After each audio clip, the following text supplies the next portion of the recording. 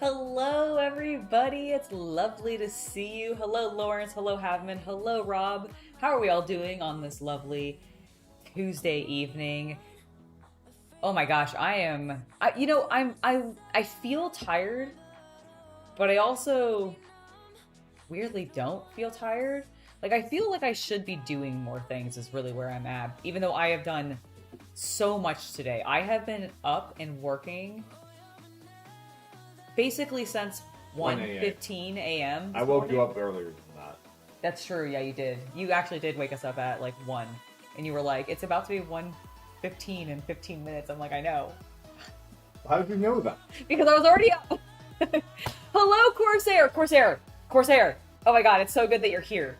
I've restocked. I have a waifu pack to open for you. Look, I did it. I bought a box. So for your past lovely, generous tips, you requested a One Piece pack. So for that, I'm now going to open one of these beautiful One Piece heroines packs, which is all of the beautiful ladies. I really hope we get something cool for your poll. But I'm so glad you're here. Hello, Corsair. It's lovely to see you. Last like 3 streams. Where is Corsair? I've been waiting for you to make yourself known. I have been waiting for you to make yourself known because I have been wanting to open this pack for you because I knew that you'd wanted One Piece previously, but we didn't have any. So I just wanted to make this up to you. Hello, a 35th scale modeler. It's lovely to see you. How are you doing? So let's go ahead and open the pack.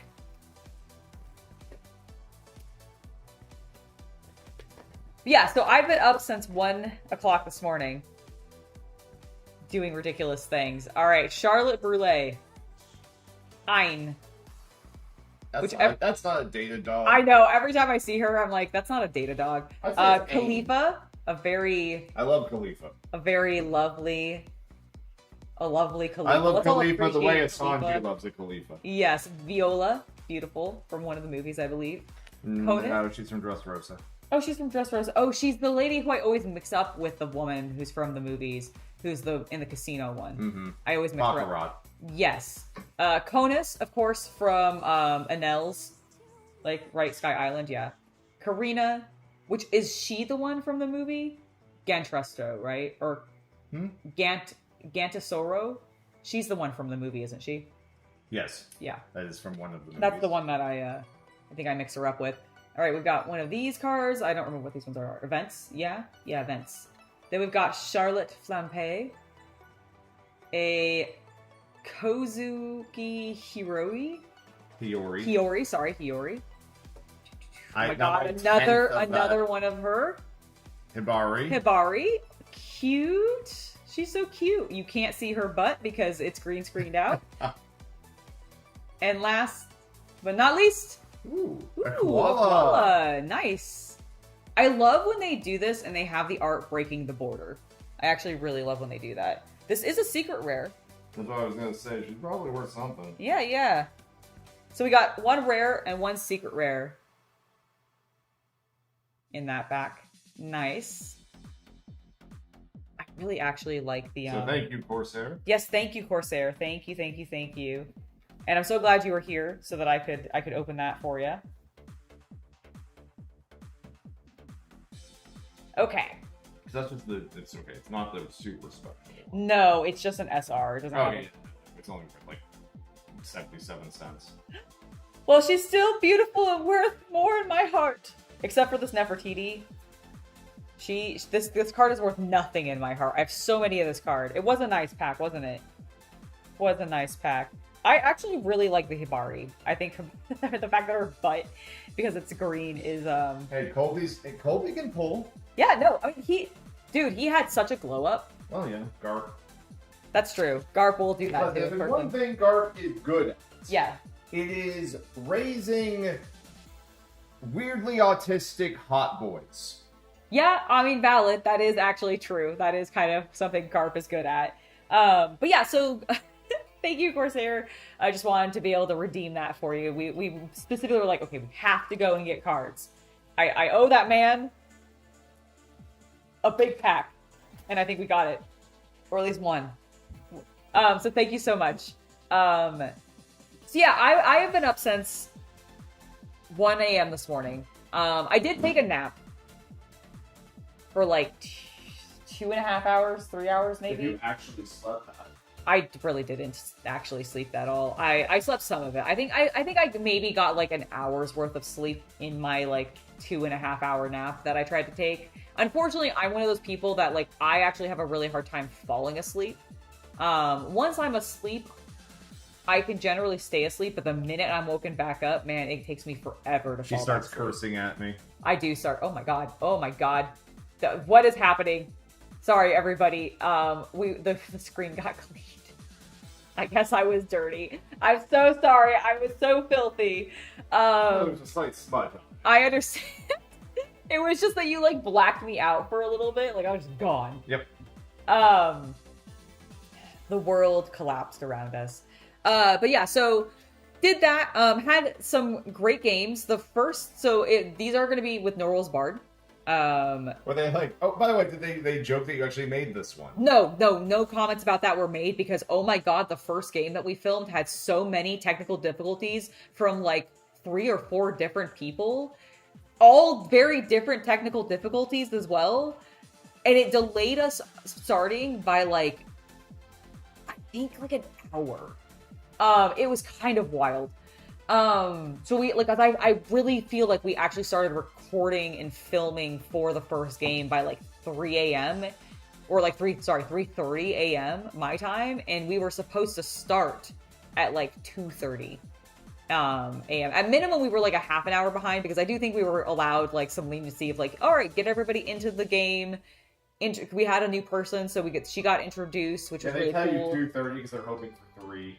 Right, exactly. And for a moment, like I honestly think part of Norwal's Bard jinxed it because one of them was like, "Oh my god, we're ahead of schedule." And then we got into the app. And oh my gosh, everything just started breaking. But we ended up having a pretty fun game in that instance. And so that will be in their, I believe, August Patreon. So I guess later this month, I suppose. I don't actually know when I can't remember like when the release dates for their, like some of their behind the scenes content is, but it's supposed to be one of the August Norwal's Blood the Clock Tower episodes. And then the other one that we filmed, which I thought was an excellent game. Honestly, I had a great time in that game. That will be the September Patreon release. So if you guys are Norwal's Bard Patreon members, you'll get to see me play with them in a little bit this month and then again next month. It was great recording with them. Always super exciting to record with them. I do have Well, actually, I don't know if I'm allowed to say anything about it yet, so I'm not going to. But I do have some interesting, exciting information coming up related to Blood on the Clock Tower. But I just don't know if I'm allowed to talk about it yet. I probably could be able to, Don't risk but it. I'm not going to risk it. So I'm not going to risk it for no biscuits. There's no biscuit worth that risk. But yeah, I'm excited. I'll have some information about that in the future. But that is what I've been up to today. And then yeah, I took my nap, and then I've kind of just vegged for like part of the day. Although we did do some cleaning. We did actually maintain some productivity. We watched all of Witch Hat Atelier. Yes, we finished Witch Hat Atelier. I cannot wait for the second season. I need to carve out time. Maybe I'll bring it with me. That's what I'll do. I'm gonna bring it with me on my flight, so I have something to read.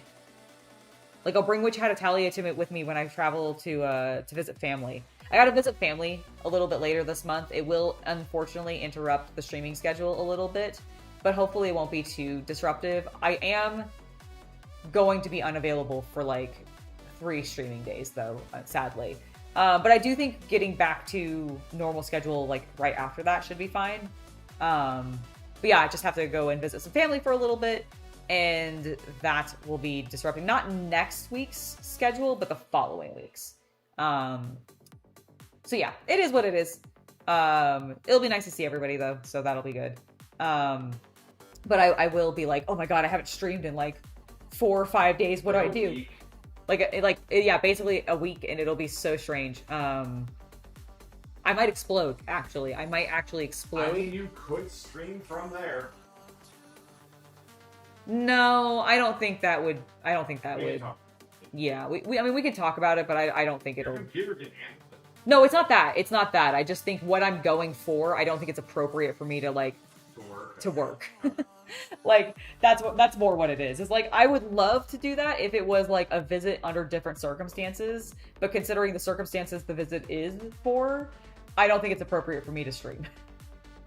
But that is okay. And Just in real life stream the entire event. no, absolutely not. Like no. Hey guys, Angela reporting from St. No, yeah, no. That is definitely not happening. It would be hilarious, but no. Highly That's inappropriate. all that matters. And I think I'd get disowned. I think I might actually be like disowned. So probably not going to do that. But honestly, it'll be okay, and then we'll just get back to normal stuff on the week when we get back, or when I get back. And hopefully, I'll be like super. I don't know if I'll be refreshed, but hopefully I'll be like so ready to just get back into things that it'll just be a killer stream, and everybody will have a grand time. Okay, I think honestly we can kind of just move on to our next topic, because I have a couple of videos I want to share with you guys today. GenCon was this past weekend. Yes, GenCon was this past weekend. Did you say do it? No. No, sir. Don't try to encourage me as chat and like, or get them to like back you up because you put it into their realm. All right, let's go ahead, and I want to quote. Start from fresh here, please. Huh? Start from fresh here, talking about how GenCon was this weekend, because I'm probably going to cut these 3 videos into 1 segment. Oh, excellent. So you want me to start from the full screen, Angela, for the... No. Okay, just from here. Yeah. Okay. I just want you to start from here and be like, this past weekend was GenCon. I I understand. have a few special trailers I want to look at for things I was interested in. Let's talk about them. Got it. Something like that. Hello, Lim. It's lovely to see you. GenCon was this past weekend, and while there isn't a whole lot of videos, because I find it very strange that like a lot of the big companies have stopped releasing like full-on videos for some of their game releases, but there were a couple things that I wanted to talk about today. I'm gonna restart that actually. Please do. I think that's not a good intro. No, you're right. You're right. Please say. Sorry, folks who are watching at home on live. No, I just want you to start with, hey guys, GenCon was this past weekend. I wanted to look at some trailers for some games that I was interested in. Yes. We can talk about the other stuff later. Okay, that's perfect. Hey guys, GenCon was this past weekend, and I want to talk with you about a couple of trailers that got me interested. Let's go ahead and start first with Fantasy Flight Games. Now, I have been a long time fan of Fantasy Flight Games. I have played... How long? We have been fans. Yes, actually. Fantasy Flight. Oh my god, yes! Give me the box! This is gonna be It's gonna be green screened out a out. little bit, Doesn't but exist. Yes. oh no, it does. It does exist. Tom Hauser. Hauser. Like, I have been a fan of this company since when this game was new. And look at its weird square shape. It's perfectly square. I love this box. It's so annoying to put on a shelf.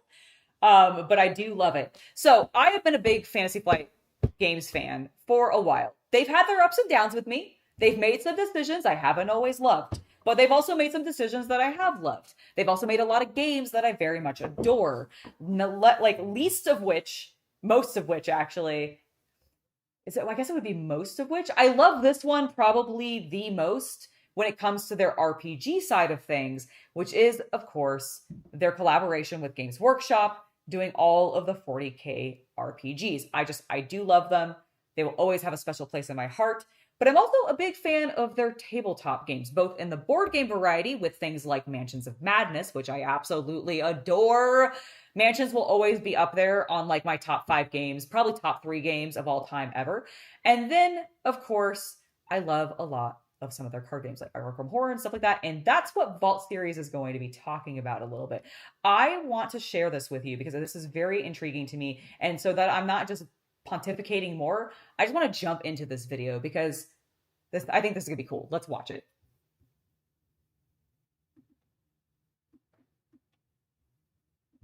Get us back to the beginning and let's go. Greetings from Fantasy Flight Games, the studio that brought you Twilight Imperium, Mansions This of man Madness, is after and John countless Romero's other heart. board games He featuring so our is. favorite IPs. I'm here to introduce you to the thrilling new Vault series. Mansions where of we'll Madness be is so re-releasing good. Some of FFG's classic games in exciting new ways. That's The right. Vault They're is bringing about back to some of the open, and classics. inside lies something that has been calling out to be rediscovered. What awaits us? Let's take a look and see. It would be really cool to see if they brought Mansions of Madness first edition back. I mean, the one benefit is like the first edition or the second edition, like it's like one of the best app integrations I've ever seen in a board game. Arkham Horror second edition, that's great. People loved this edition of Arkham Horror, and I remember when third edition came out. Ooh, there was some contention there. There was some controversy there. Like, not because anything like really bad so was excited to done, bring but like Arkham people Horror just second loved edition 2 back to and your did not kitchen like the table. mechanics in 3. Published in 2005, this epic game was the first installment in what would become the expansive Arkham. Can I just say that the early 2000s, and I guess early to mid 2000s, right now is actually really consuming my life. This game, like Arkham, is from 2005. I recently picked up a very cool Kamen Rider pachinko machine from 2004. Like, it's crazy. All right, let's continue. Arkham Horror Files. While a lot has changed over the last 20 years, this is still the same game fans know and love.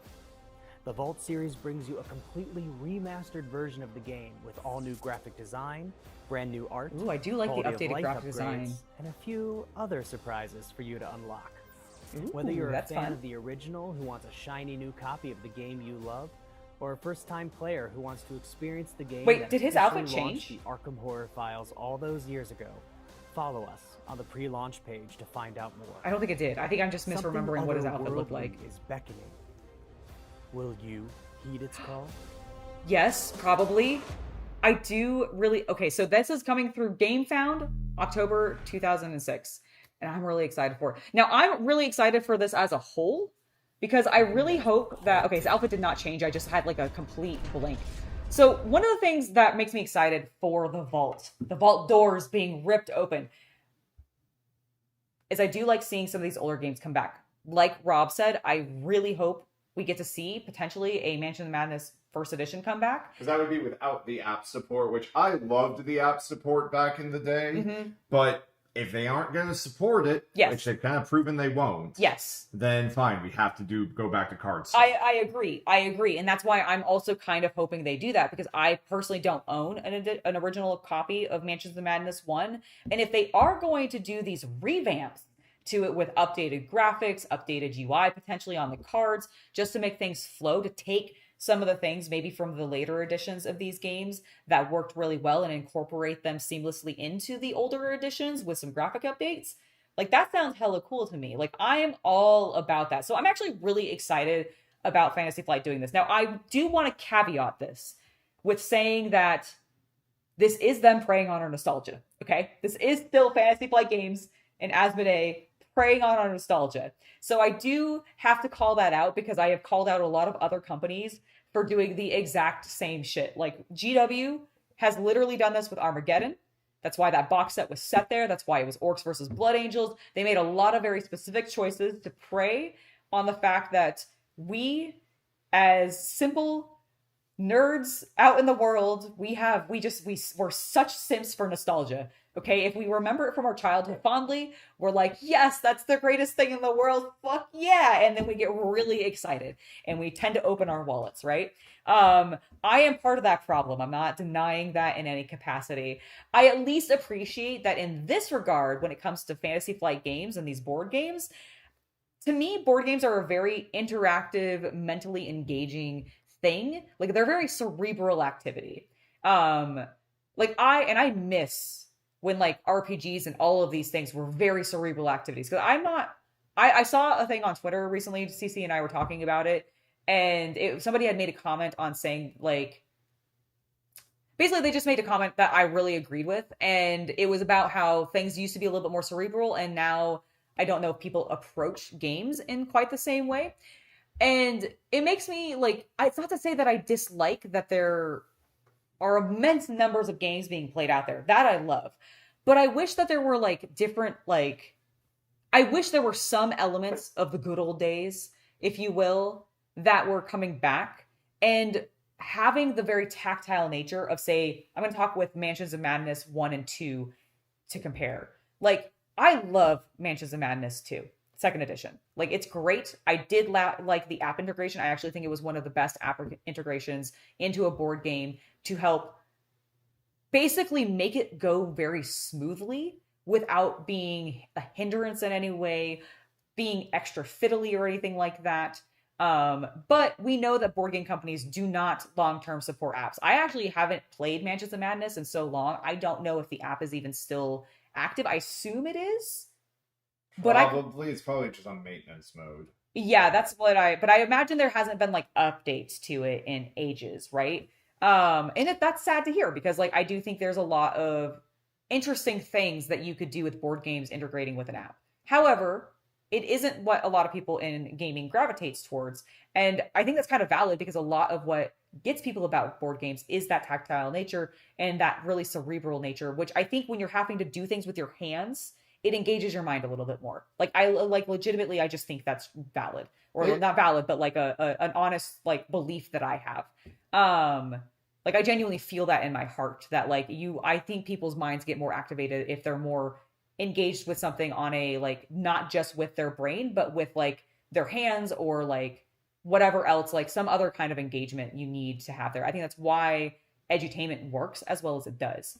That's kind of a more side tangent though, but like, so I really want to see some of that come back. And at least with these games, going back to my whole point, which is that I feel like this is a little less of a predatory prey on our nostalgia, is at least it's still making me think, it's making me really engage and do things, and it's making me socialize. That's the other thing that I really like about board games is, like, yeah, there are some solo games that you can play out there, but a lot of these games and a lot of the ones that are going to be coming out of the vault for Fantasy Flight are not going to be solo games. They're going to be cooperative or competitive, which means that you're going to want to be playing against other people, which makes it a social activity, which I just think we all could use a little bit more of sometimes. I think it's good to socialize in a game capacity because it allows us to have conversations while also having something else to preoccupy ourselves when things get awkward or we like need a conversation starter because we've run out of other things to talk about. Like, it's really nice for that. And I think that's why a lot of people really enjoy board gaming. So the last time the app was updated was 2 months ago. Oh, okay. Actually, way more. That's just for modern operating systems. The last bit of DLC / actual content was a year ago. Okay, so they still have been supporting it for up to a good point. To about a year, yeah. But the last time they actually released a new app was 5 years ago with the Last Descent third edition release. Remember the third edition Descent that... Do you think they'll bring OG Descent back with this, with the Vault? it's a good. It would be a great one. It's probably like not the worst pick. I actually feel like it's more likely than Mansions, because like I feel like Mansions 2 was really well liked, and if they are actually literally still updating the app and just added a recent new It scenario probably to it a year depends ago, on how much they still have in the warehouses. that's valid. But like, it's just interesting, and I'm really excited to see Fantasy Flight do this, and I'm kind of curious what you guys think down below. So do let me know in the comments whether or not you're going to be picking up the new game from Fantasy Flight Volt, or if you're really not into this and you just want them to make new games. All right, guys. Thank you so much for watching that with me. Genuinely, like, I really am quite excited about this. I do think it's going to be quite cool. Nothing beats board games, even the simplest ones, in terms of bonding and laughing face to face. Exactly. That is, you've nailed it. Jerome Lau, I think is how you say your name. You absolutely nailed it. You genuinely freaking nailed it, and I think that is spot on. Board games are just a very fun, engaging social activity that I think does allow, like, yeah, people can get hot-tempered, people can, like, be sore losers and stuff like that. There can be contention and, like, animosity in board gaming, but generally it always starts pretty open, I feel like, and it's just people's feelings getting hurt that really makes, like, a board game night go bad, less so than, like, the actual activity and, like, the people wanting to be there. I feel like most people who go and do that kind of, like, thing really want to be there. I also really love when people, like, just carry around like small card games with them so that they can just like always have a board game ready and on hand for any sort of social engagement, just to relieve tension, because it is that good of an attention reliever. Like when it comes to like meeting new people or meeting up with people you haven't seen in a while, or just like reconnecting. Like it's just a great conversation starter. All right. I do have a couple more videos for us to take a look at. So let's take a look now. Starcraft, which has not officially released yet, but it is coming soon, has released a brand new trailer, however, about Wave 2. So I would like to watch this with you and take a peek at what we are getting in Wave 2 for the new Starcraft board game, which I am getting. I do want to get my filthy, grubby little hands on it, because while I have played a little bit of Starcraft and I did enjoy it, I'm not the biggest like Starcraft fan in the household. That's Chaos Cultist. I still do love the Zerg a hell of a lot. I love the history that game has in connection with Warhammer, and I just think the miniatures look honestly really good, and the gameplay looks cool. So let's take a look at these new miniatures that are coming out for Wave 2.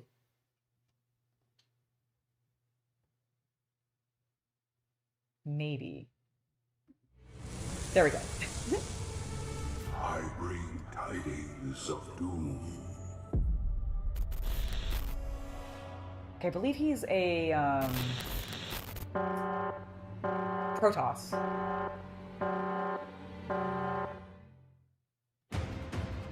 Yep. Oh, he was the really cool Zeratul. Yeah, he was like the named character guy in like Starcraft 3, I think? Or one of the expansions? I don't remember it super well, but I remember him being badass because he was like disappearing and reappearing. It was really hella cool with the trailer. Oh, is he in all of them? Okay, my apologies then. Look at the siege tank! It's so thick, it's so chalky! Okay, hold on, wait. I feel like the siege tank is a little bit what GW modernly is kind of doing for some of their Space Marine stuff, with a slightly more like sci-fi futuristic. This isn't like hovery, like this isn't a hover tank, but it kind of has that sleek vibe, and I feel like this is what GW is kind of been taking from, or the idea they're going for in the modern. With upgrades, they can hover. Ooh, really? Slowly. Oh, see? Okay, so I am getting hover vibes for a reason. And I genuinely now feel even more so like this thing is what GW is basically. Like, come on, you can't tell me that silhouette doesn't give you a little bit of some of the more recent Space Marine tanks, especially when they were doing their own hover style. because they had like suddenly got that technology. That still really bugs me, by the way. Let's get back to the video though, and watch the siege tank some more because it looks so cool. It's like I just want to paint it a lot. Like I want to paint many of them. But he's really what I want to paint. I mean, just look how cool that is. Also, I think that's the same, the same like red glowy, semi-clear transparent acrylic that they're doing for some of these models. And I just think it looks so cool. I think it looks so cool combined with like the really like elaborate paint schemes, and then you have all these like glowy bits that actually looks like some of the effects in the game. I don't know. I feel like Archon nailed this in regards to the aesthetic. Also, the terrain is sick. I like the Lost Terrain Temple. Or the Lost Temple terrain. I think it looks really cool. Control the high ground. Show Anakin who has the high ground. Wait, wrong game. Oh, they look so cool. I seriously, like the Zerg, I just the gems on the side of their bodies. New hero, new units, new terrain. Let's go! That charge is this. What was that? Charges. Oh, they look so good! I am getting, of all of the things... Okay, wait, that was a great shot. I want that shot back. Wait. Okay. Does that not look sick? You can tell it's the same red transparent stuff. So I don't know, like...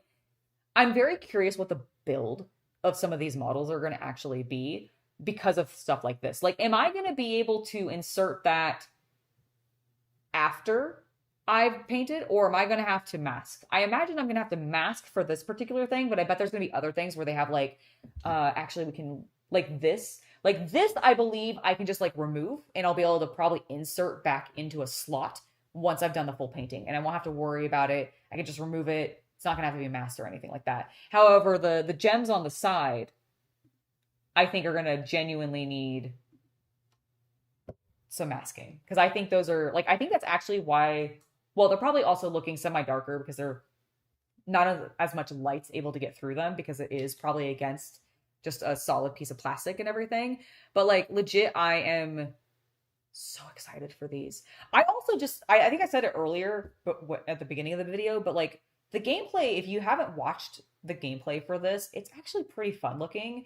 And my only actual concern is that I know Archon is currently like behind in their schedule for where they wanted to be in regards to releases because they didn't expect the sheer volume of pre-orders that they got.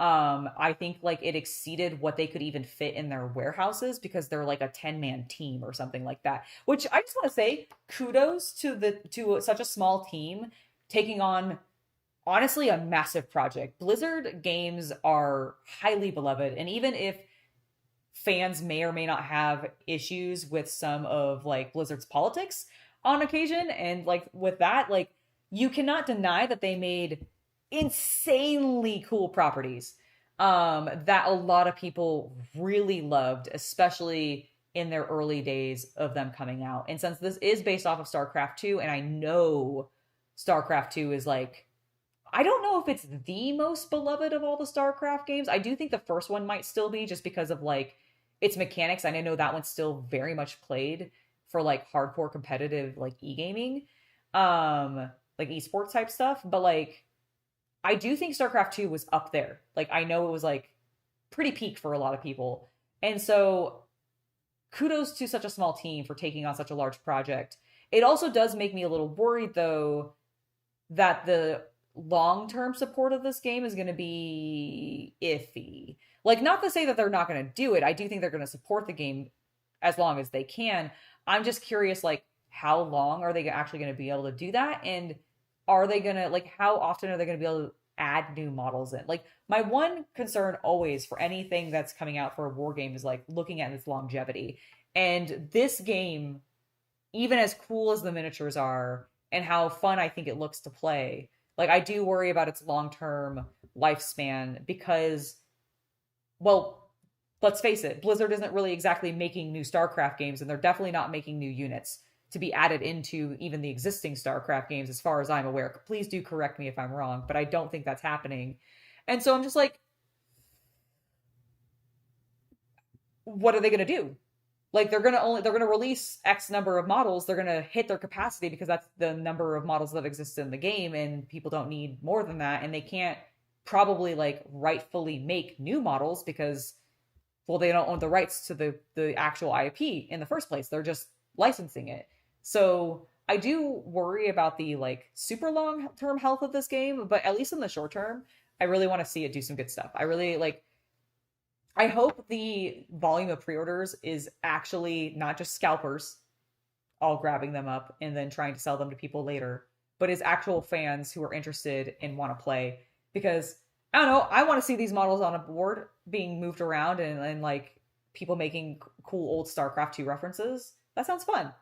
Sounds really fun. I've pre-ordered the core box set, and then I am getting the Ravager Zerg because I had to, and then I'm getting an extra box of Zerglings because I figured having an order through. If we can get an order through. When I say pre-order, I am trying to pre-order the core box set, a couple of bonus Zerg units, and then a couple of bonus Terran units. Right now, we're skipping the Protoss. I'm sorry for any Protoss fans out there. It's not because we like super dislike them. It's just that like I never played them much when I did play a little bit of StarCraft, and they're not like as much as I think. Hold on, where is he? Nope, we want to there. As much as I think Zeratul is badass, he's like my favorite Zerg, or he's Zerg. Oh my gosh, he's my favorite Protoss. Sorry, he's my favorite Protoss, but he's like the only one I actually really know that much about and care about.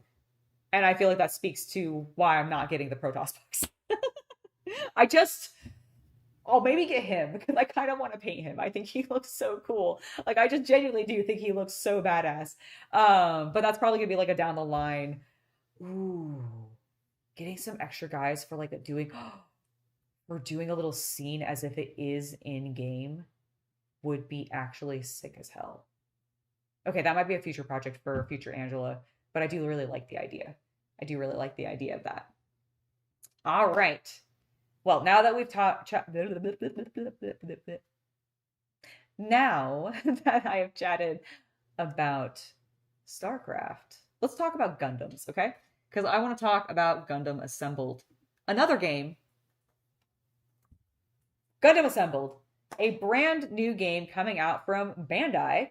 And it's not out yet, although some people have had the pleasure of getting their hands on some of the models through the TCG that came out earlier this year, as well as going to some select conventions like GenCon and getting to try the game, which I am very sad and a little like jealous. And by a little, I mean a lot jealous of everybody who's actually got a chance to play the game, because this is actually what I'm very, very interested in as well. Just like StarCraft, I'm actually very excited about Gundam Assembled. I do have some of the miniatures already, although they are from the TCG, which means that their bases are not necessarily the same shape that they should be for actually playing Gundam Assembled, the miniatures game. But that's okay. Never mind. They were practice models for me to paint. I'm actually very excited to paint these. I have the core box, as well as an extra box, as well as a bunch of side expansion boxes to various Gundams that I was like, I need that one, and I need that one, and I need that one. And I bought them all. So I pre-ordered those, and I can't wait for them to come out. But let's go ahead and watch this video, because it is about a 25-minute video, and it's this is with the designers talking about the game, and I'm just kind of curious to hear what they have to say. I also want to oogle and ogle and drool over all of the fancy miniatures that they have. Oops, I did not mean to shift that. I think that will be fine. I meant to be in here. And let's go ahead and talk about this. Should I go to the beginning of the video? And okay, cool.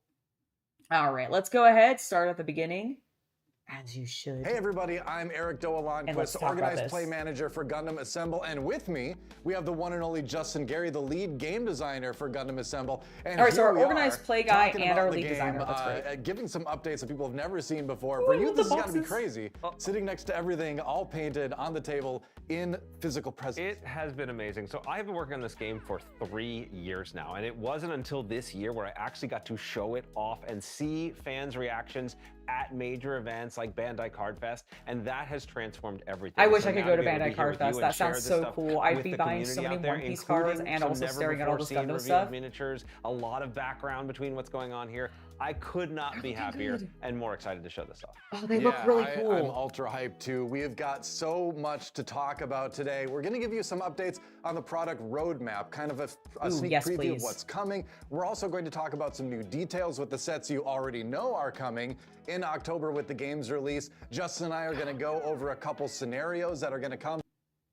October, they say, for the game's release. Okay. I hope that's true. I hope my pre-order comes in October. That'd be awesome. I'll have to keep an eye on that. In starter set number 1, and we're going to finally tell you how you can use those models that came with the Gundam card game packs. Yep, and as I Yay! mentioned, there are even some models that we are going to reveal at the end of this show, so stick around and you're going to see never-before-seen items that are models to incredible. look at. That's right. I Let's wonder get which started. Gundams we're getting. All right, so we have a lot on the table in front of us, Justin, and I think the looks first so thing to talk cool. about is how Gundam Assemble is Okay, before they start talking, I have pre-ordered the big box set in the middle, and I believe starter set 1. I think those are 2 of the things that I have, in fact, ordered.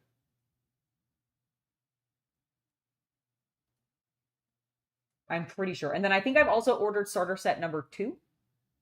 And then I have, if that is that the Ariel in expansion pack number 2? I think it might be. That might also be Wing. That doesn't look like it's in expansion pack 2, though. Weird. I definitely have ordered part of what's on the table right now. structured as far as like what sets we have access to. We have the starter set, we have the deluxe sets, and we have the expansion packs. So Okay, yeah, let's I go did get through one of each the of deluxe them, sets. I and know it I makes did. sense to start with the starter, right? Yes, start with the starter, and honestly, this is what everybody should do, right? The starter set has everything 2 players need to play, including 6 units, all the cards, 2 different scenarios, dice, terrain, everything you need. Oh, And I don't know absolutely. if No, you they're saw really the price decent this, for but entry. it kind of blew my Bandai's mind been when I doing saw a it. really It's good job promotional with that, price of both on just their $35 TCG for side all of and that, which the makes it, in miniature my game opinion, side. the best deal in all of gaming. And there's so Look how much cool they are! gameplay here. Playing just these 6 units Look how cool they are. They did a really nice job on these paint jobs. I'm very against pleased. each other on the 2 scenarios This is provided awesome. is so much fun. We've done it. I mean, I've done it hundreds of times, maybe thousands of I would times imagine, now. yeah. But it's still fun. It's still interesting. And so it's kind of the no-brainer starting point. And it's not like we held back on some of the coolest mobile suits in all of the Gundam universe. And they're Seriously. very powerful. They're very cool. So it's a great starting point for everybody. Kind of the no-brainer, which is going to be launching in October. Well, I think it's such a great example of what Gundam Assemble is all about, right? Because you have miniatures from every corner of the Gundam universe in this. You've got Epion right next to Barbatos and all that. And that really is kind of what Gundam Assemble is all about, is you can really kind of build your squad out of anything. Yeah, that's right. And we built scenarios and we built worlds where this is recreating faithfully The Epion does look events sick and as major hell. moments in the Gundam universe in I various love Gundam different Wing shows. so much. But I as you love mentioned, Gundam a Wing so lot much. It of the was my fun of first Gundam Gundam. Assemble is breaking all of those rules, right? Letting these mobile suits that we've never met before battle together in a squad or battle against each other. And we let you do all of that. So you can really create the perfect scene for you, create your dream scenario. The classic kind of who would really win in a fight that you never got to answer in the show is really one of the most. We heard that all of you nerds really like to do the what if this person fought this person? Who would win? Death battles, I believe we often might see them referred to online. Yes. And so we thought, what if we make a fighting tabletop board game where you can take any Gundam from any era and let them do what do we call it? Oh yes, a death battle. Yes.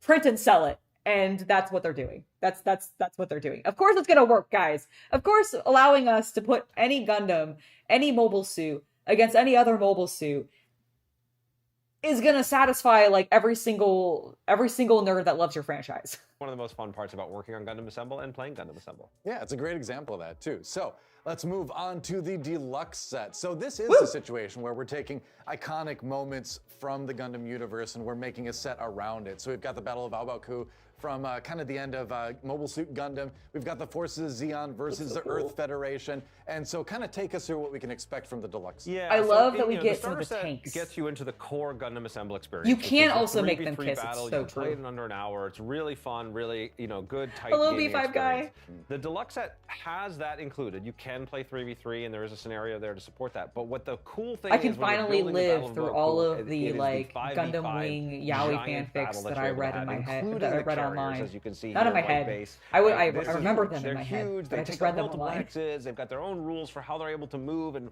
what they do, and you can deploy from them. So it creates these really cool moments, and then we put a lot more rules into the scenarios to make the specific scene.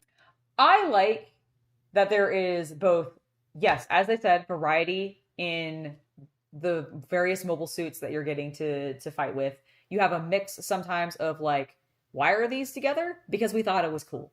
Versus ones like this where they're a little bit more narrative. They're meant to make a little bit more sense. They're meant to be a little bit more in universe kind of thing. Which is still fine. But I love that we're getting ships, we're getting mobile suits, we're getting like smaller things like the little like droids basically, or drones rather, that sometimes float around and all that kind of stuff. Hello, Super Ego. Yes, I said that correct. Excellent. But like, I just love that. Also, I want to paint them. I want to get my grubby hands on them so I can paint them. Scenes come to life. So this is an experience that, instead of that kind of quick, I've just got Look 45 how cute minutes it an hour, is! I want to sit down and play this one. If you want to play the full Battle of Boku, you've got about, the 2 to 3 hours of like really fun sitting down and like tactically maneuvering through everything that happens. And so it's a great immersive experience. You want to spend the afternoon with it, and it lets you really live the scene in kind of real life in the Gundam Assemble game. Yeah, and depending on which side you're a fan of, you can change history, I suppose. That's too, right. A little bit That's there. right. Yeah. The outcome is not foreordained. There are multiple different ways to go. See, that is actually also really cool because that allows, and other sci-fi tabletop war games do this. Games Workshop, you can absolutely do this with. But I do like that this game, or because it is set in the Gundam universe and it's mixing and matching all of them, if you wanted to replay a battle that maybe you saw in your favorite Gundam series, you can. In the same way that if you're a big fan of Napoleonic War and you want to relive one of Napoleon's battles and see if you can do it better than the general, then you can. Like, it's the same idea, and I love that.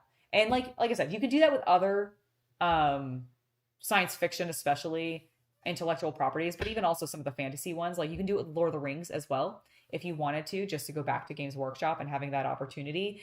But that comes from having other sources of media that you can then bring into your game. And the fact that there is like, I mean, they've been making Gundam since the 70s, I think, at least. And so there's like decades worth of battles that they can pull from and just do these interesting box sets and also then sell us more really cool Gunpla because, good Lord, they have a lot of it.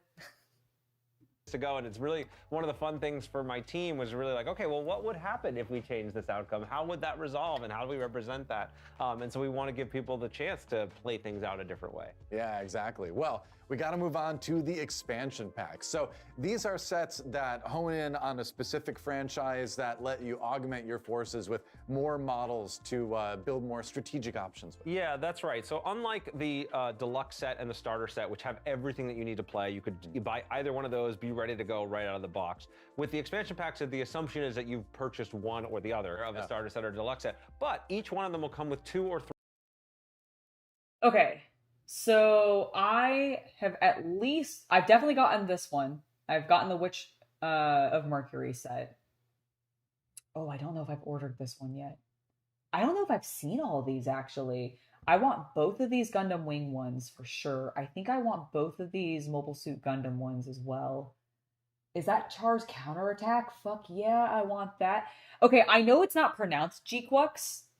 It's pronounced some other way because they're doing like that thing where they're doing the same thing that they're doing for Kamen Rider Mice, where they're spelling it myth but pronouncing it mice. Then they mean mouse. But they mean mouse. Like, But the G-Quux would be cool. I do like the designs in G-Quux. Honestly, the only one that I'm not super into is that Seed? No, Gundam S Freedom. I don't know that one. That's like the one I don't know of this set.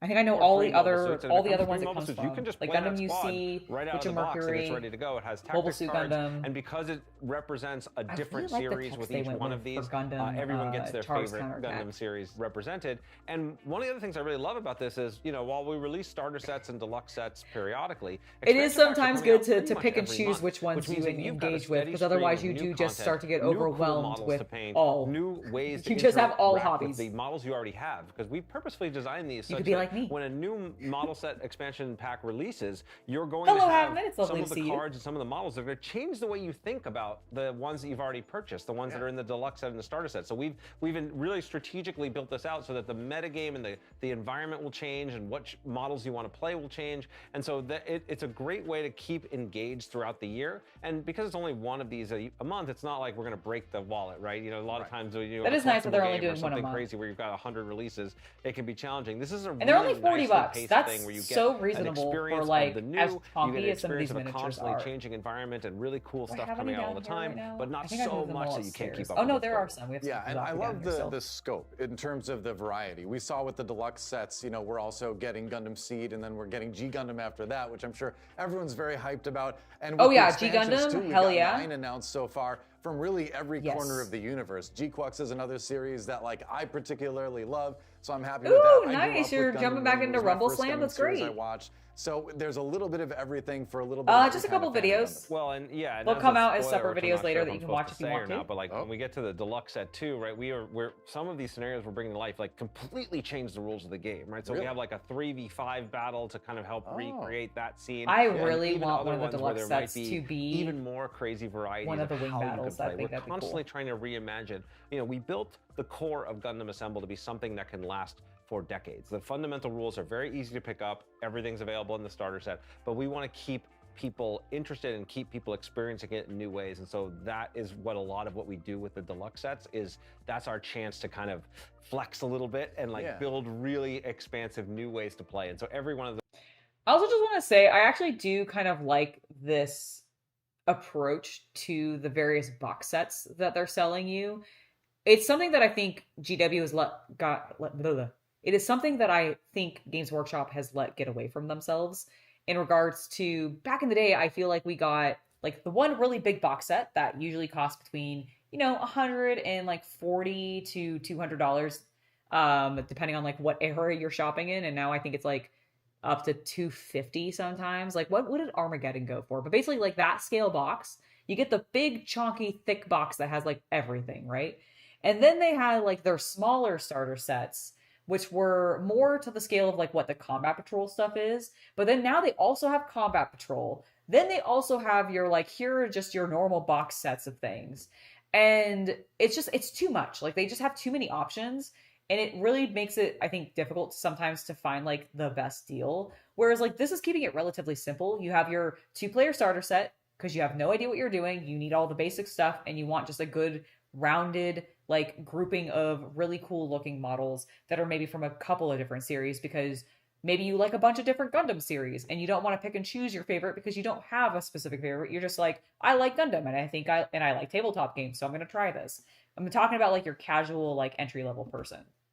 Then you got your more advanced thing. You've got your bigger box set, the deluxe sets, which has like a scenario in it or is meant to be a little bit more thematic. And then you have your smaller piecemeal sets, which are like, do you like this particular Gundam series? Here's 3 models from it.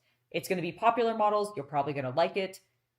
If you want to army build with some of them, you could, but it's really not that kind of game, so you don't have to. Because, like, to be fair, I would love to see somebody pick up like 24 Leos or something, versus like, and then do a scene versus the 5 Gundam Wing Boys or something, and it just looks fucking sick. It would be so cool.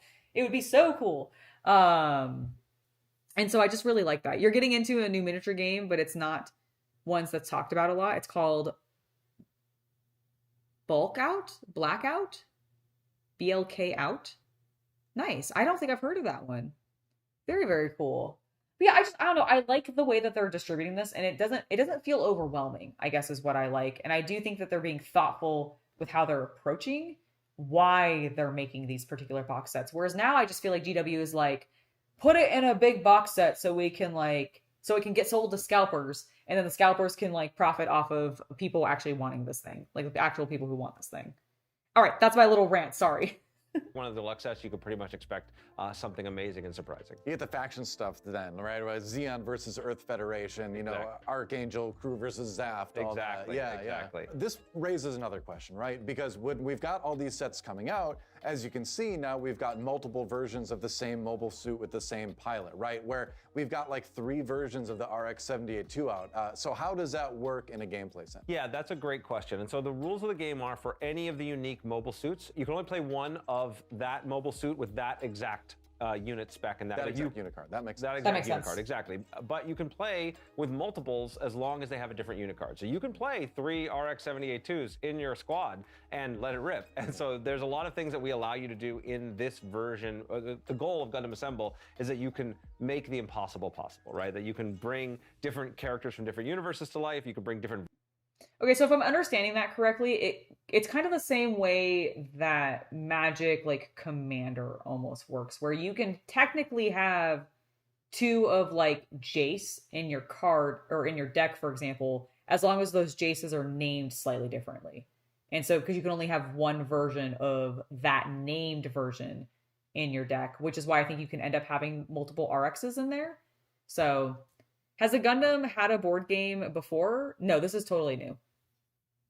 As far as I know, they have not had they've definitely not had have done something decades ago. like as far as I know, that this is their first like tabletop war game.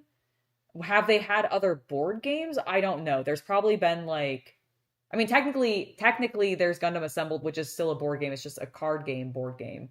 And I think and I know that there's been other TCGs for Gundam because I have some cards from those. But I don't know about like miniature board game. Different versions of the same character into your squad. All of that is very possible. And also, of course, when it comes to mass-produced units, there is no restriction. You're allowed to have as many of those as you want. So if you want an all Zaku squad, you can make it happen. The ball. Exactly, Yeah. exactly. So that's something a lot of people have wanted to have. But we didn't want you to just be able to play 3 copies of the exact same RX-78-2. But we do want to keep releasing them in a way that always feels like there's a reason to play with this particular version, right? Yeah. So we have different versions that are more I like that. melee I think that's pretty specialized, cool, more actually. range specialized. And so even though it will always feel like an RX-78-2, we want to make sure each time we release it that there's something unique about that would change I the way love you that. think about it. Right, because sometimes Amuro is blasting people with the beam rifle, right? Sometimes Amuro is swinging at people with the beam saber. And That's so we right. want different versions of the RX-78-2 that kind of specialize in that. I think that's a very cool part of the game, in my opinion. With all that to talk about, we got to talk about where they're going to play. We got to talk about scenarios, which is what we're going to get into next. All right, scenarios. So a big part of Gundam Assemble is obviously the scenarios. That's what tells you how you play the game. That's what brings everything together. So why don't you go ahead and break that down for us, Justin? Sure. So while the rules of Gundam Assemble are the same every time you play, we kept those pretty simple, pretty streamlined. The scenarios are where we get to have our fun, right? They not only tell you how to set up the board, so where the objectives go, where Okay, I just want to like pause and like take a look at this. I like how they have, in fact, blurred some stuff out. They don't want to reveal everything. So this is hex-based in the same way that like BattleTech is hex-based, which is why it's really funny because the models, and I'm very curious what they're going to say about this later on, because they did mention that they're going to tell us how to use the models that you could get in the TCG, which is, I do have a couple of them. I have like 6 of them. Most of them are Wing and or OG Gundam, because that's what they had available at the time, although they have done some other releases since then. But I'm like, I am kind of curious because they're not on the same bases. Are they just going to tell me to buy extra bases and just take them off the existing one and put them on the other? Because I do think they're pegged. So maybe that's what they're going to tell us, but like maybe they're going to be used in some other way. I'm kind of curious about it. But it is a hex-based game. We do have the game board. I wonder if that's going to be like a neoprene like mat, like a mouse pad style mat, or if it's just going to be like a paper mat. It looks like we have bases, garrisons, some upgrades, natural objectives, and then energy. which are some of the icons that we're actually seeing on the board, which is interesting. We have a mission, urgent seas coastal objectives. Okay, so it's pretty straightforward, like in regards to the mission. And then it talks about like your goals for the scenario. Okay. Recommended squads and decks. Okay, so they do give you recommendations for what they think like player versus player should bring, although I'm sure you're not obligated to actually hold to that, I imagine, but it's probably like that's what this section is talking about right here. It's blurred out, but you can see that the red's probably like your opposing team, the blue is probably the protagonist team, and or like it's probably just team colors. Actually, there's not, I mean, there are technically good and bad guys in these political dramas, but we can leave it at that. So that's interesting. I like that. They have that. They have the scenario setup, the squad setup. So like, okay, so that's probably laying out the board, putting your terrain on there if you have any, putting all your tokens and stuff. Then you're going to do your squad setup, and then you have your scenario specific rules. So that's probably any of the small things that they're adding in that are unique to the scenario. Whereas I bet squad setup and like that is probably pretty straightforward and going to be similar to what you do in just a normal game, because I imagine that they're not going to change that up too much, but they will add in the special rules that is specific to the scenarios. So cool. I love looking at that. Where the garrisons are, where the cool upgrades that you can pick up, but they'll also introduce special rules and different terrain that can actually change the fundamentals of what strategies are going to make sense and the different ways you play. So here we have our two scenarios that are going to be in the starter set. We're going to start by talking about Sleeping Leviathan. So if you've been lucky enough to get to play the Gundam Assemble demo at various events around the country right now, you might be a little bit familiar with it. But for those who aren't, Justin, why don't you take us through the basics? Yeah, Sleeping Leviathan is really like the fundamental, quintessential Gundam Assemble scenario. That's why we've used it for our demos. It's one that I actually have played hundreds of times, possibly 1,000+ times, because it's the way we kind of first tested as the lead game developer. I would hope that you would have played some of these scenarios locations. There's two dozens, if not hundreds, if not thousands, two objectives that are a little further out. Especially if the you've been center development becomes for 3 a years. massive area for conflict because you've got multiple layers of terrain. So you've got the tier 1 and the tier 2 terrains, but the outer objectives are actually worth more points. So controlling these objectives is worth 5 points at the end of each phase for the center objectives and 8 points at the end of each phase for the outer objectives. So even though those ones will take you a little further away from the action, strategically they're really important to control. So it really creates some interesting tension. Do you want to try to control the mountaintop and control the center of the board, or do you want to be a little bit more maneuverable and take the terrain on the outer side? And of course, we've got a good, distribution. I do like that because like one of my actual critiques sometimes of especially 40K, depending on like which edition it's in, is it just does become, and don't get me wrong, I understand it's a war game, so I understand that there's going to be some like irony to this next statement, okay? I get it. But it does just become a killing field. Like sometimes some people just go in to maim and destroy and obliterate all of your models off of the tabletop. And don't get me wrong, Crush, name, kill, blood for the blood god! Exactly. Calm down, Chaos Cultist. I know it's been a while since our last sacrifice, but we'll get to it soon and we'll appease Corn. I thought my delivery was quite good. Oh, I loved it actually. You did amazing. No, this is not me. This is not me complaining. It's more just me going like, I do actually think Games Workshop has a little bit of a problem where a lot of its scenarios do sometimes just like I feel like people give up and they don't go for like the tactics, because the hardest part of tabletop wargaming it needs more kissing in tabletop in 40K. I agree.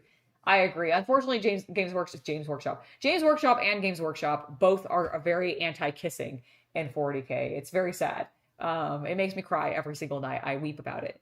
But I do like this because I like more of the board being used. I like the idea that they're giving players the opportunity to not just go in to try to like blow the other players' models off of the table, that you can focus on trying to do something tactically interesting in regards to taking territory, holding objectives, holding unique items or whatever that ends up being in these scenarios.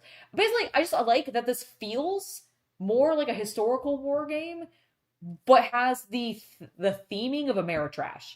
That's what I love about it. Is it's basically, I get my like historical war game fix through, and I know it's not Ameritrash because it's a Japanese game, but like I use that in the sense of the old terming definition of Ameritrash, which was just a board game that's focus was more on the theme and the power of that theme rather than the like hardcore mechanics and tactics of the game itself. A lot of narrative games ended up being called Ameritrash because of that reason. And this feels like it's got the theming of an Ameritrash game where it's like I'm getting that dopamine hit from all of this gunpla that I'm seeing, right? And all these mobile suits that I'm getting to fight with. But I'm getting that really fun tactical crunch that I want from a like hardcore war game. And I really, really hope I actually have these exact same feelings as I'm physically playing the game after like I've gotten a couple games under my belt and I'm not like, and I'm still, and I've learned the rules and everything. I don't know. I'm very excited for this. I'm very hyped for Gundam Assembled. Upgrades, a good distribution of garrisons, but really, if you're looking for just the most straightforward kind of essential Gundam Assemble experience, Sleeping Leviathan is where it's at. Yeah, I love this scenario because you start from your bases, right? The top. That's and what the I mean. bottom Is of that's the what screen it there. always used to And be. Is so it's just as like you go out, a kill lot of the early everything game all in the Sleeping time. Leviathan That's the only seems to thing be we're going about to the do. garrisons. You know, either And they destroying really your weren't opponents, focusing on missions. But rescuing your even own, with the and missions they controlling focus that, on and then now, slowly in people like converge on 40K, the central sort I of just mountain still feel like people structure just there. want to go in and be like, I'm just going to try to blow you off the board. That's when things start Yeah, to that's get Well, cool. let me give you a Points few last little year. interesting Yeah, tips here, exactly, because which is you're really absolutely dull right, to and me. that's a Like pretty that's one of standard the way reasons to I don't play, play because I just where find we the give you a tactics lot of that you things have to to do, right? go Unlike a lot of other into, miniatures games where like, when you start immediately into into play, this it takes a game to while be of just boring. maneuvering around before you actually get into the action. True. But because there's upgrades and garrisons and energy to pick up around the board, there's a lot of choices even early on before you start clashing. So a common strategy is exactly like you described. I'm going to take out some garrisons. I'm going to earn a couple points early. But another way to go is you can actually use the dash ability to charge right into the center, get into the battle, and you leave some of those garrisons that are closer to your home base so that when you actually get destroyed and you get knocked out of the game and come back in, you've got opportunities to grab those points later. Now, there's no one right answer here, and it's really going to depend upon. Okay, I actually like that. That's another thing that I didn't actually know you could do. But the fact that you can have a model knocked out and it can come back in is really cool. It makes sense because often, especially for the like hero characters, those Gundams and mobile suits get repaired all the time. To back to functioning order, especially when they get super damaged. So the fact that we're actually able to do that in game and you may not even actually see, I like that because that means that the missions probably are not going to be just about like murder everybody. It will be about what's on the board and the tactics of controlling that. I'm so Unless excited you're for playing the as crunch. Hero Yui, and then it's just to die as quickly as possible. Okay, well, excuse you. He does like to blow himself up. Second idea before the fire. Oh, fair. Depend upon how you synergize with your squad and what you choose to do. But there's actually quite a bit of depth of strategy available, even in such a kind of simple starter scenario as Sleeping Leviathan. I mean, it's perfect for the starter set then, Yeah. right? Well, the other scenario we're going to take a look at is the one right next to it, Azure Fang. Now, this introduces some interesting mechanics like water, right? Yeah, that's right. So this one as I mentioned, Sleeping Leviathan, really simple, really easy for you to get into, lots of strategy, but as basic as we could make it to get the fundamentals in. And Azure Fang is where we start to flex a little bit as a design team. And so we introduce the concept of water. And when you're in water, it actually hurts accuracy, both when you're shooting out and when you're getting shot in. And it This slows definitely your movement has if you start battle returning tech water. vibes to me. And so the whole center of the board is this water area. And we shifted the way that objectives work, right? Most of the time, objectives work like they do in Sleeping Leviathan. They're Hey, a static Marin. location. Lovely to you see can take you. control of them by having majority control. And then if you still control them at the end of the round, you're good to go. But you actually don't even need to be near them at the end of the phase to be able to score those points. Azure Fang works differently. It represents the idea that there's been some critical supplies and ammunition that have gotten dropped into this lake, and your job is to retrieve it. So when you go to one of those objectives, you actually pick it up, and your mobile suit will take that, and you have to keep control of it until the end of the phase. I know, to I score also points. thought And that so it him creates saying this we really introduced the interesting concept tension of where you water might was a actually little want like. different squad. Pretty where sure you the have concept of your water has more existed tanky, for, defensive I don't unit to know, be able to millennia, hold but on to whatever. that objective when you need it, and then some others that might take some of the high ground locations and start picking at them and sort of controlling that space. Yeah, not to get ahead of ourselves, or maybe a unit with hover, for instance. A little teaser there. But that's right. Yeah, but I love that you've got two very, very different sort of ways to play the I game. actually do with like these that two the sets. scenarios are between very the two of different, them, and I do you're like gonna get a the really good idea feel of all the the different things you can water do in like Gundam Summon. hurting Yeah, accuracy, it's- but in that- this this was particular kind of our scenario, you goal. Again, have there's to go a into the lot of water things to you try actually retrieve accomplish the when you're objective building in a the first starter set place. As a designer, you Like I said, wanna make it I'm so enjoying that the easy focus entry on points, that anybody can pick it up and go really going over quickly, the but board you and also wanna actually start like giving people a using taste it of what's to come tactically and the as breadth of being the main experience that's goal in this available. game, And it's one of rather the than things I just love about working destroy. on a game like this. It may not be because the every focus scenario, either, but it would be you'll get a interesting to sense see from some just from like playing these two play scenarios how through different the game is and how this different narrative units from matter the show.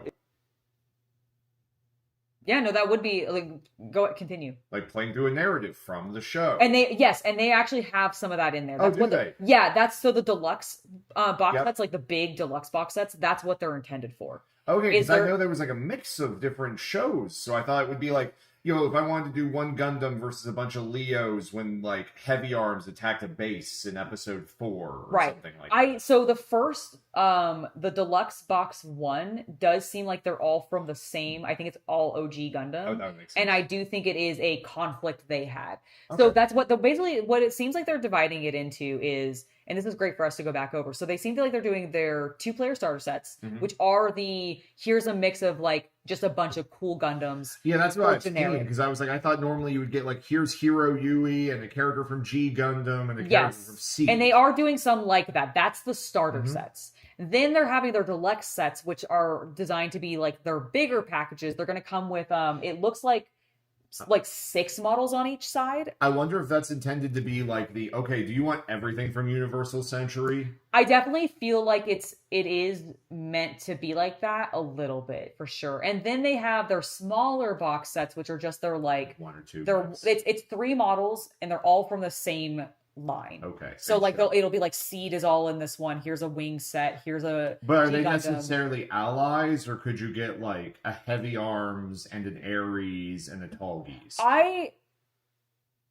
think from what I remember seeing of the sets they showed on Uh-huh. screen, I think they're paired with like protagonists and antagonists So together. it's like with the set we have where it was Char and 2 other Zakus. Yes, I do Okay. think it's more like that. And Okay, because cool. I do think I think the one of the ones was Char and 2 Zaku's. Yep. And I do think one was actually similar to what we got in our TCG box where we got That was Char and 2 Zakus. I think well yes, but the other one when it was Tall Geese and it was and 2 Leos. That's right. Yep. It was Tall Geese and 2 Leos. Yep. So I think that one is also Yes, that in makes there. sense. So you have Hero and then accessories. Cool. Yeah, basically so you can reenact stuff from the shows, exactly. Cool.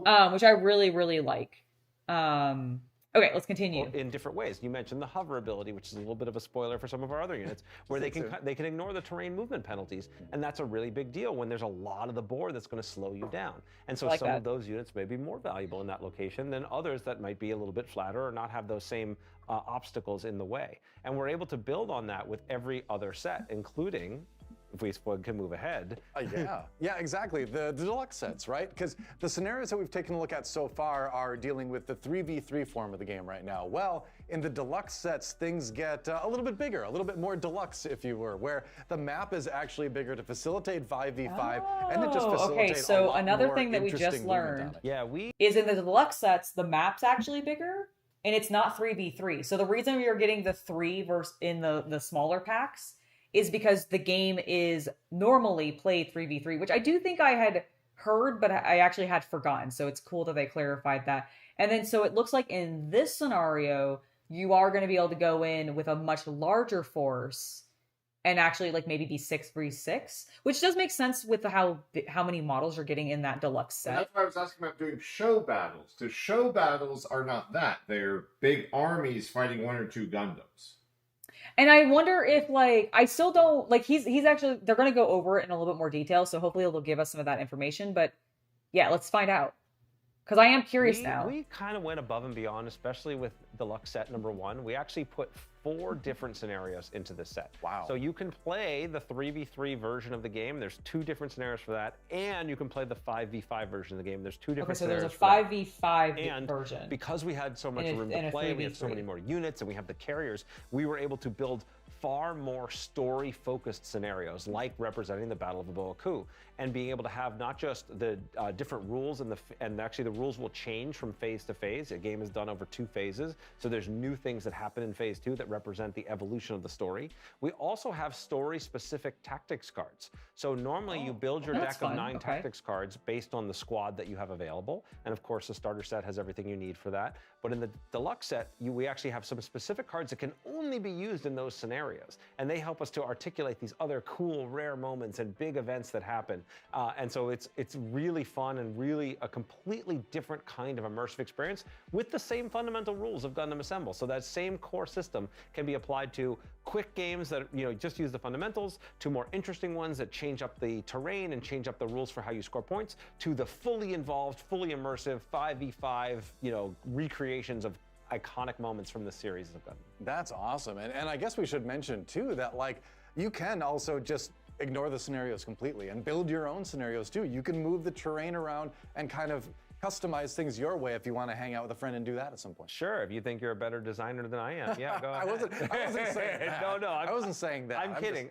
It's so customizable. Yeah, it is. That's sort of the point of it. And actually, one of the things that we do recommend, and we'll provide some of those rules available online as well, that we very intentionally separate out how the objectives and how the garrisons and how the upgrades are available around the board to help make it balanced, right? If all of the objectives were closer to your base, for example, that wouldn't be very fair. I suppose. It wouldn't be a very fair game, but all of the terrain is totally movable and totally adjustable. And so absolutely, as you said, you can make the world your own, right? And as we introduce new sets, we introduce new terrain types. There's even a few space battles that have their own types of terrain. All right. And so I'm so excited for space learning battles. about how those rules work, mixing and matching and building your own scenarios is great. We're actually going to be releasing scenarios just for organized play and events as well. They'll be exclusive for that. And we even have an entire product that's just The scenarios that problem will is help that you they to don't be have able to have infantry a really large fighting variety of different ways to play. I was the especially Gundams. excited about hearing Like, they that have- when Yes, they that do. first got brought up, that there will be something like, that's but just they're in focused on giving tanks. you a Like bunch they're of not new just like scenarios to shooting try. at them. There's really nothing Oh, like I think it. maybe A lot sorry, of my infantry background, obviously I've been Gundam playing means miniatures mobile games my whole suits. life. No, so a lot he- of my like, background Super comes Ego's from, trading asking card for, games in that like- world. And there's nothing like human scale parallel infantry in a trading card game as there is in the as scenario like to show redesign to in a show miniatures scale. game. I You think in the really can game have more. the exact same The units, problem the exact is same tactics humans cards, at and you this set up on scale different would scenario, and be it's like- like you're playing a whole they would different be game that's they would be familiar, like, yet the between strategy Angela's shifts nails. entirely. Yeah, like they Or would the be like storyline and the this feeling big shifts entirely. in And so in it's this really- scale because of how it's- big it's Gundams been are. the Like area Warhammer where as a designer, Epic I get to scale. play That's the also I most think and why have they the most have the fun big like just mobile bases and that recreating, kind of stuff in because essence, they a probably totally do new function gameplay experience more that gives you like different ways to play artillery, with for the units and example, the cards than you already like have. That's the right. Gundams Well, which will act scenarios as the totally infantry. awesome. Hopefully you understand a little bit more about how they The come into rocket play launcher in wouldn't the do game. shit to the Gundanium. It doesn't All right, pause. so we've seen what's in all the boxes here. We've seen Actually, only the Gundams and Gundam Wing are made I- of the prototype metal Gundanium. That. So the thing is there are some situations in some of the Universal Century stuff where infantry hand weapons are able to harass mobile suits. Yeah. However, for the nerds out there who care about this sort of thing, a key conceit in almost every Gundam series is that they have developed a science fiction technology, normally called like Markovsky particles or something like that, that basically blanket an area and stop a lot of technology from functioning, particularly radios, unshielded computers. It's not exactly an EMP, but it's sort of like a...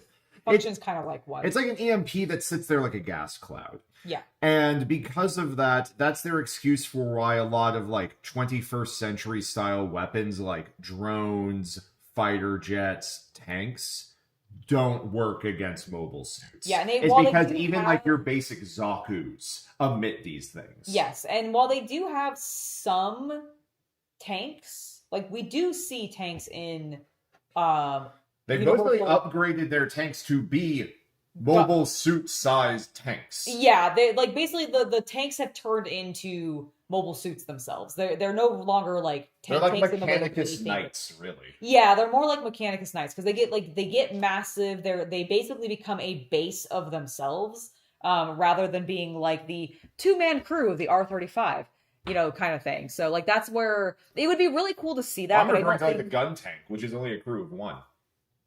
really the gun tank only has a crew of one. Yeah, same as the Gundam. Oh, I guess it would. I guess For some reason, I thought it was bigger than that. Yeah, no. All the gun have a crew of 1. Okay, for some reason, I actually thought that the gun tank actually did have a. No. You're thinking of white base.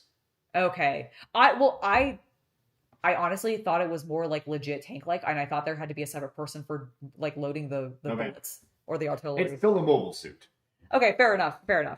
All right, let's go ahead and find out about the last bit of things we're talking about today. Seeing how the scenarios work, now let's find out about when you can expect to get your hands on some when of am these I gonna get my products. stuff? We're going to take a look at our 6-month schedule coming up over the next, 6 months, I suppose. And as you can see, Justin, there is a ton coming. Okay. Yeah, as I mentioned. Okay, so I did order Paint Pack 1 because I want to try their paints. And I got one of these I think I got EX01.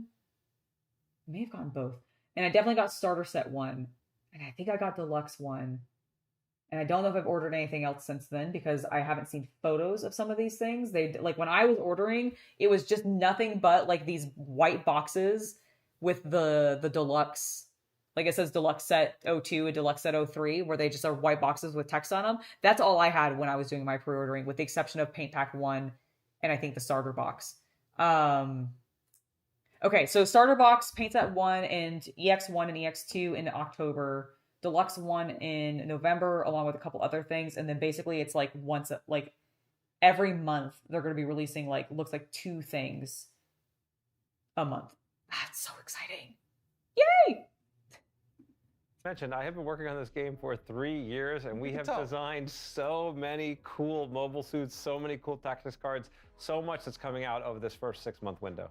Yeah, I mean, I see the starter sets, the deluxe sets, of course, lots of expansion packs. And what I'm noticing when I look at all these expansion packs here is some of those silhouettes look very familiar. Yeah, it is Tall They look Geese like with the 2 models Leos. that came with the card game crossover packs. Yeah, this is actually probably the most common question that I get when I'm talking to fans, right? If you collected those card game crossover sets, what happens with those figures? How do I use them in the game? Well, now you're going to get your answer. So anytime one of the expansion sets comes out that includes those figures, you will get to learn what the rules are for those figures. You'll see the unit cards, you'll see the things that go with them. And if you've already collected those figures, don't worry. We will make every one of their unit cards print on demand so you can use the exact figures that you have. And even though you'll notice they have a round base as opposed to all the other Gundam Assemble figures that have hex bases, don't worry, they still work within a regular Gundam Assemble game, so those units are going to be perfectly playable. You just have to wait until the unit actually comes out to find out what it does. All right, that's all. Okay, so that is nice. Guys, why did you make their bases different? That's so annoying. Like, I understand that they're going to fit on there fine and you're supposed to just use them, but like, holy fuck, do you know how much that's going to trigger my OCD? I'm going to be so irritated that these goddamn, I'm going to have like 6 Gundams that all have round bases and everything else is going to be hex based. You sons of bitches. So I do want to call out something. Yes. I looked it up. Your instincts were at least correct if your facts were not. Okay. The gun tank only has a crew of 1. Okay. But in the original designs, it was going to have a crew of 2, but they didn't want to have another character on the show, so they just made it 1. Oh, is that what it was? Okay, because like I was So like, it looks like it should have 2. Its original design did call they for just that. probably didn't adjust. Okay, I feel a little less crazy because I'm like I have stared at the gun tank and I'm like, it looks like it should have 2 people. Yeah, it looks like it should have a head and a chest. Yes, exactly. It doesn't have a chest one. Okay, That, so they like- just were like, ignore that part. Just pretend he's doing it with his feet. I get, well, he's in the cockpit. Yeah, but like I'm thinking, okay, he has to drive it, Here's the problem with the gun tank. load the guns, and like because it's a mobile suit. He doesn't do that by hand. oh. Do you not know how mobile? No, suit I did. I pilots- just kind of assumed that they still function like an actual tank. Have and you never therefore- seen a mobile suit pilot in the cockpit? No, I have. Okay, so how would they be loading the guns? Well, but see, those are like being held by fingers and like, listen, my brain just went because it's not holding. How a does physical, Heavy like- Arms He Custom I fire his missiles? by opening his chest. Does he have to get out of the cockpit and like go down to the chest to open the doors? No, or is there a thankfully machine there's a built button. into the science fiction technology What? Have What? the Gundams developed What? the Soviet autoloader? Is what I'm asking you. Dude, I was talking to somebody about that recently, actually, the Soviet autoloader, and like that thing is so fucking dangerous. Oh, it's shit. It's absolute shit. Like he was telling me that like many like servicemen like lost limbs to that fucking thing because of how They're still trying to because make they it got work. stuck into They're it. still trying to make Oh, it work. so But Angela, no, Gundams are low. okay, that makes I genuinely Also, I just think also if I recall, the gun tank fires energy beams. you know what, you're right. It 'Cause does. that would It be- does. No, you're right. It does fire laser beams. Okay, just to go back to Universal Century, the development that the Gundam pulled off that blew away the Zeon Zaku Mhm. was they were able to put battleship cannons Yes, on the onto- gun line. yes. That included the gun tank and the Gundam. Yes, you're right. Okay, I had forgotten that. Whereas It's been a while Zaku is since I still watched just it. using 500 centimeter. Is there anything in Gundam that uses like actual artillery rounds, or is it all Zaku. lasers? The Zaku do use okay. Most of Zeon. Okay, I thought that was the case, but I think that's why Until I they was get getting a it like laser mixed tech. in my head of like I really was thinking that for some reason the gun tank was functioning more like a traditional tank and still had and did the same No, thing. that as was the Zaku big did. development that Earth got Got off. Is they it. got better reactor technology, which allowed them to do battle cannons from their spaceships on the mobile suits. Noted. Okay. Zaku's are just running around with giant machine guns. Yeah. Okay, that's what I thought, and I think that's so. Okay, that explains my. They confusion. fire Panzerfausts at one point. That's you know? true. That's very true. That's awesome, though, because I certainly did collect all of them, and many of them are painted. Now, not all, but many of them are painted, and so I was very curious about when we're finally. You gonna work get on the these new game. What do you Gundam mean not assemblies. all That's of them are great news. painted? Another thing I wanted You to were point literally out the with guy the in charge schedule of is doing the like the paint community pack, outreach. which All of your excites me a miniatures should lot be painted. Because Shame. I'm a big Shame. miniature painter. I'm as Shame. much of a painter as I am a competitive player, and so having a product like that that helps people get into painting miniatures in the first place, I think is really great for the game. Well, I'll be honest, of all of the releases, that's the one that gives me the most personal anxiety. I've been playing miniatures games my whole life, and I've always had to get someone like you to paint my figures for me, because when I do it, it looks like a 5-year-old put crayons on the figures. It doesn't really come out great, so I'm a little nervous. I understand that. I understand the intimidation there, but I will say that anyone can paint miniatures to the level where they look good on the table in front of them. Absolutely anybody man- can do it. So this maybe we'll this do a man video right down here, the he line knows or what he's something. I'll talking teach about. you how to Anybody paint. can't paint We'll miniatures. use I this agree one. with We'll him. help you get started. Well, I appreciate that, and I did see that this is designed for I know it's a sales novice painters pitch. like me. I know that to they're get selling into it. product to me And right an now, expert but I instructor agree like with you, that I'm sure sentiment. I could at least get past my 5-year-old level.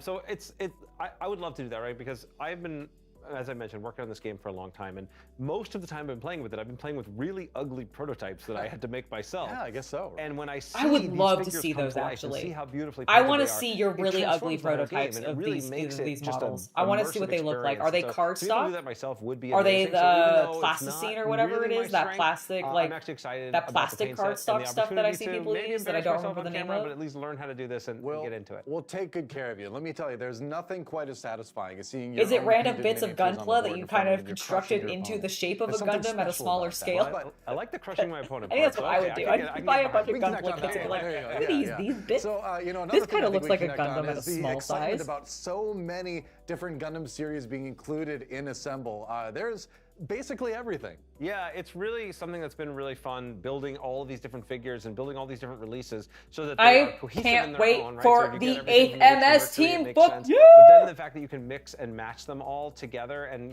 create universes that, crossovers that would never have been possible before. Yeah. But I'm curious, I mean, you've been a huge Gundam fan your whole life. Which series are you looking forward to the most? Which release? I mean, it's 8th MS a team. tough question because I do 8th like MS a lot team. of them. But if I had to choose, I would go back to the original Mobile Suit Gundam. I think it's just not only a great introduction to just Gundam as a thing, but the RX-78-2 I think is like the quintessential mecha design. I think it is the best of all time. That said, I mean, you gotta love some of the alternate timeline things. Wing was my first Gundam series ever, as it was for many people that lived in the US, so I have a strong affection for the Wing Bros, But I also love Gundam G-Quux. I think the mecha design is great, the show is great, and so that'll be a really fun one to add The to nice thing about collection, too. self-confidence Yeah, is you no can matter change what your that, favorite series make it is, more you're gonna see positive, a ton and of believe them in coming out yourself, the next 6 because you can months, paint a and miniature. Even though we're not allowed to talk about it yet, even Anyone more that are can paint a coming out miniature, after and I that. So legit you're mean gonna have that. something In the for same way that everybody in anyone this can set of make movies. any kind of Yep, art that they that's put their right. Yeah, mind no to, matter it just what you takes love in the practice Gundam and universe, patience. there's always going to be something And to be patience is the biggest Gundam thing that Assemble. people Well, just as you have the can see, hurdle of there's a getting ton over. to look forward to in Gundam Assemble. So until next time, Whoa, whoa, whoa, whoa, whoa. Hold on, Eric. We promised some reveals, and Yeah. look at these cool figures that are on the board here. We cannot leave without you showing off what we have here. I don't know how I missed this. Yeah, that's right. We've got the miniatures here from expansion packs 7 and 6. Now 7, people recognize from the Gundam card game box, but 6, that's a Mighty Strike Freedom Gundam and Justice Gundam as well. I love the color And we schemes. can't ignore these beautiful miniatures in the middle of the table. That is from G Gundam, of course. These are gonna come in deluxe. I have not thought about these snake Gundam head things from G Gundam in ages. I can't believe they made miniatures. Do you remember these things? What are they? If in G Gundam, I don't even remember when they came in. I do vaguely recall them though. It's these like snakes. Oh yeah. Like, do you remember these weirdo Yes. things? Yeah. They made miniatures for them. They're awesome. That's really cool. That is set so number cool. 3.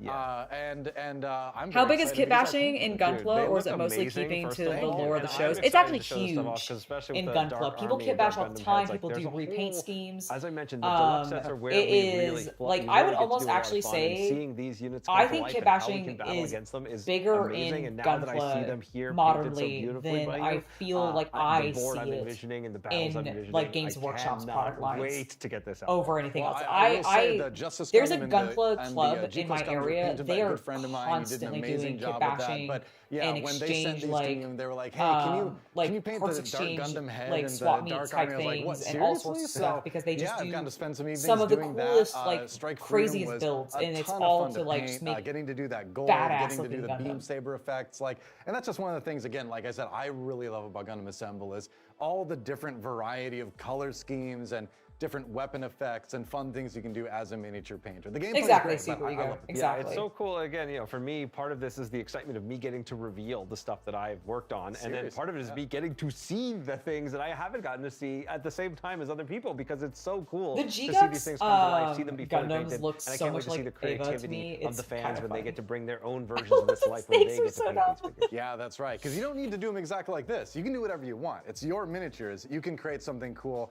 I can't wait to see a lot more of that. I can't wait to get my hands on the game, play it a I little can't bit wait to more, get my hands on and the game just either. talk You have about the game everything a literally little bit sitting more. right next to So you, dude. That will bring us You can to the touch end it of the right show. now So if you thank wanted you so much to. for watching, everybody. Hope you enjoyed it. Hope you learned something, and we'll see you again real soon. All right. I really enjoyed that. I love Gundam. I think they're so cool. That's when things are I great. just, and I also, I'm very glad to have like gotten to look at some of these maps to really see how the game is actually going to start being played, because I haven't had the opportunity to actually go and see this game at a convention or anything like that. So it's just been like reading up on it and that kind of stuff. So this I felt was very informative. I hope you guys enjoyed it, and I hope you guys are excited to see me doing stuff with Gundam Assembled, because it's happening this winter / fall, I guess, if it actually comes out in October like they say it will. Fingers crossed that I actually get it in October. All right. But I think now we're going to move on to something a little bit different. All right, actually go to full screen real quick. I want to show off the thing I'm going to have you working on. Oh, sure. It's also I'm feeling braggy. Yes. Are you not excited to show I am it? very excited to show it off. Yes. No. Give me some kind of intro before So, I hand it over to you. absolutely, of course. Chaos Cultist has been busy working on a brand new project that I'm extremely excited about. If you guys have been missing some of my cosplay content, don't worry, I've got some new builds in mind for you. Let's go ahead and take a look at the first one. So the first one is this beautiful shoulder pad. Look at it, it's Death Watch.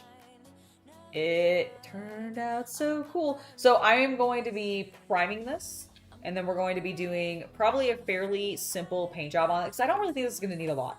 Like, we're going to probably prime it in black, probably do like a silver, and then like probably do some like dry brushing of gold over the text. No, and then, the only gold goes on the eye. oh, of is the it go on? skull. Does it just go Yeah, on the this? text is silver. Oh, is this supposed to be silver? Okay, for some reason, it's probably just other people's paint schemes. I've definitely seen some people do gold on the text. That is not canonically correct. Oh my gosh. But yeah, so the only issue with this is that it's gonna go on this arm, I believe. Yeah, so... And so it's, I think technically it's supposed to be on this arm. However, you see how one side is taller than the other when it comes to the guard? Yeah, right You here. see how that one's the short side, and then Yep. if you show them the other side, it's taller, right? Yeah, see on up I here. think the taller side is supposed to go on the front. I think so too. Because But all Death Watch shoulders go on the left. yeah, so it's not going to go on the correct side. It's going to unfortunately be on my right side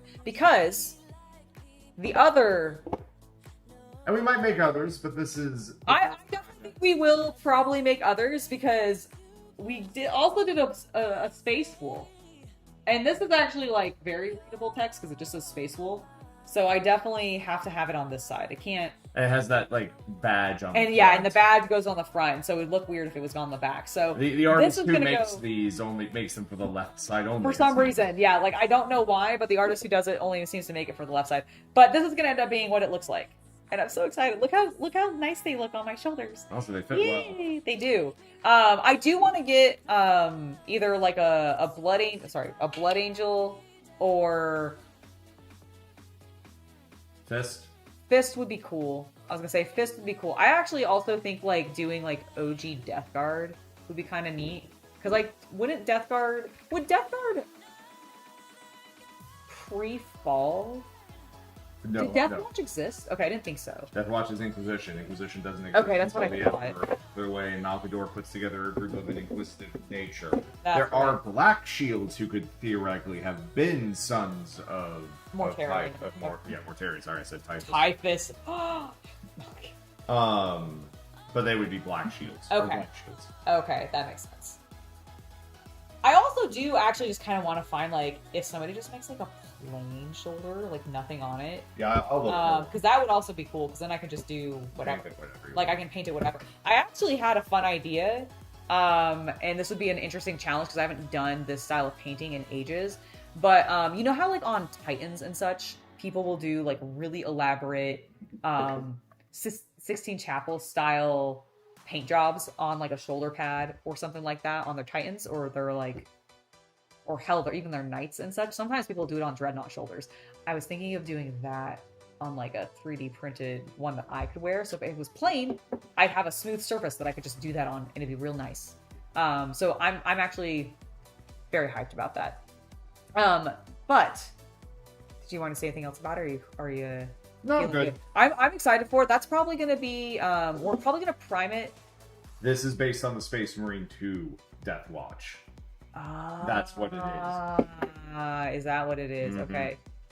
Dread Knight cosplay win? I mean, that would be And the great. baby carrier? Yeah, yes, in the baby carrier. Just put me in the baby carrier. I mean, that would be actually very sick, but I don't know. I don't know if I have that. I think you underestimate my capabilities. Or you overestimate my capabilities is what I meant to say. You're not underestimating me at all. I just don't have the capabilities you think. Yeah, so that's going to be the next hobby project. But before we move on to any kind of other project, I do have one more video that I'd like us to watch together. And this was inspired because I recently assembled the HMAS Vampire, which is my little Australian Navy destroyer. And I have a cool history video, which I'm going to pop over to now. Yeah, start on that. Okay, absolutely. All right. Because I recently assembled the HMAS Vampire, a Australian destroyer, I figured it'd be really cool if we sat down together and watched a little history video about said ship. I've learned actually quite a bit from everybody in the comments. There was even one person who had, I think their grandfather is what he said, actually served on this vessel, which is so freaking wild and cool. Unfortunately, I did find out it sunk, and I'm sure they'll talk about that in this history video, but I want to learn more about this particular ship, so I figured we could watch this together. Aussie, Aussie, Aussie. Exactly, Super Ego. Let's learn about this wonderful Australian ship. I actually really enjoyed this build. I thought it was really cool, and I love that it's called the Vampire. So I'm very excited to watch this and find out more. Inside the ships. This is from Wargaming Europe, by the way. Thank you so much to them for what I'm sure is going to be an awesome Hello, video. welcome to Sydney, Australia. Today we're on board the destroyer HMAS Vampire. Join us Wait, today for an in-depth Were look they at this on it? Did fantastic they recover ship. it? That's so cool. Yes, The they did. Vampire is Oh, that's actually so the rad. I second didn't know Vampire that. was built to continue the name made famous by the V&W class destroyer. The first Vampire and her sister ships form the famous Scrap Iron Flotilla, so named by the Germans in reference to their age and condition.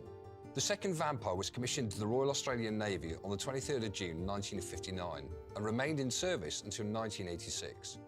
Her Damn, crew until nicknamed 86. her the Bat, after a Okay. flying vampire bat insignia perched on the aft funnel on the ship. Oh my god, he is the cutest thing in the world? Why is this not on my ship? Why was I not given this? I mean, I would have taken this thing as a freaking decal. What? Oh, it's precious. I have to sculpt it or something. I don't know. I have to paint it on there. That is so cute. That is so cute. Oh my gosh. Okay. Underneath the insignia is the Latin motto Odemius, which translates as "Let us be daring," a great pun considering the ship being daring class. Oh, that's fun.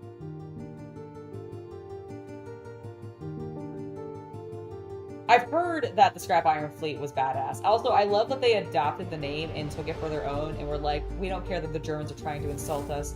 We love this. That's what I've heard at least. Here we are now on the bridge of the ship. Now, it was from the bridge that the big three were conducted. That is the safety of the ship, the navigation, and also the steering.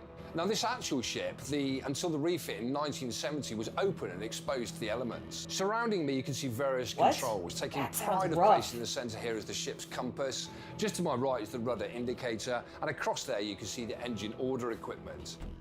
Another thing which is really interesting up on the bridge is also the sonar equipment, of course used to actually identify submarines.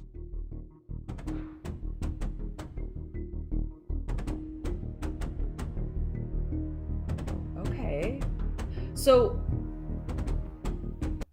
this is probably an ignorant question, so do forgive me, but I actually don't know a huge amount about ships. I'm assuming destroyers, because I do know this is meant to be a Navy destroyer. Does that mean that it's only going after other, like, Navy ships, or is it, I guess it's got torpedoes, so it could take out submarines. Like, the whole point of it partially being a call to vampire is because of its double torpedo system.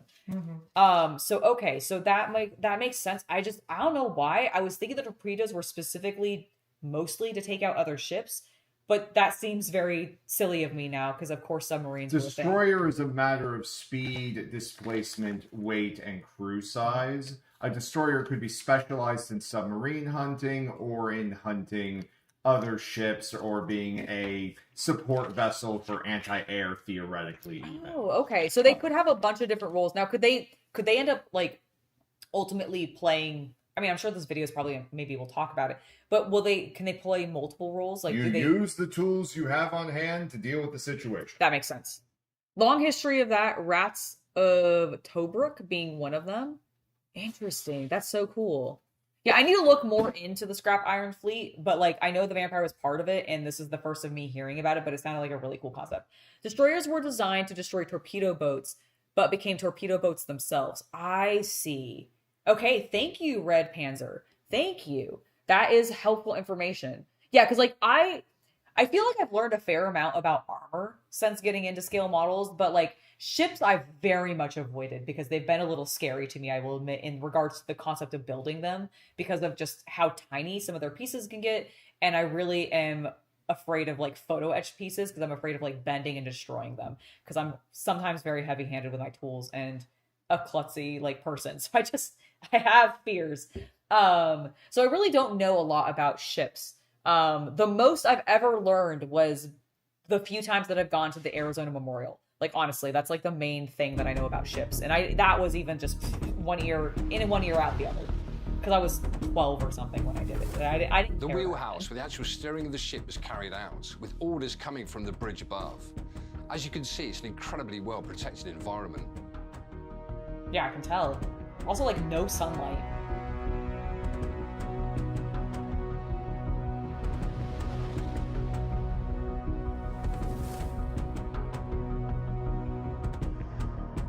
We're here now at the nerve center of the ship, the Were operations torpedo room. boats like It was smaller here during then? battle Like, what's the stations difference that the between captain a would destroyer control and torpedo command the boat? ship. Some 22 personnel were present in this room, including weapons and 22 systems people in officers that and small radar room? Damn. specialists, all with one clear aim in life: to collate and gather tactical information and react to any possible threat. The room is absolutely full of equipment, but some of the key things to point out. And just to the left of me is the radar for reacting to any aerial threat. Across to my right-hand side, we can see the submarine also plotter, aerial threats. and directly above that, the mortar controls to react to any possible submarine threat. Directly across from me, we've also got the surface plotter.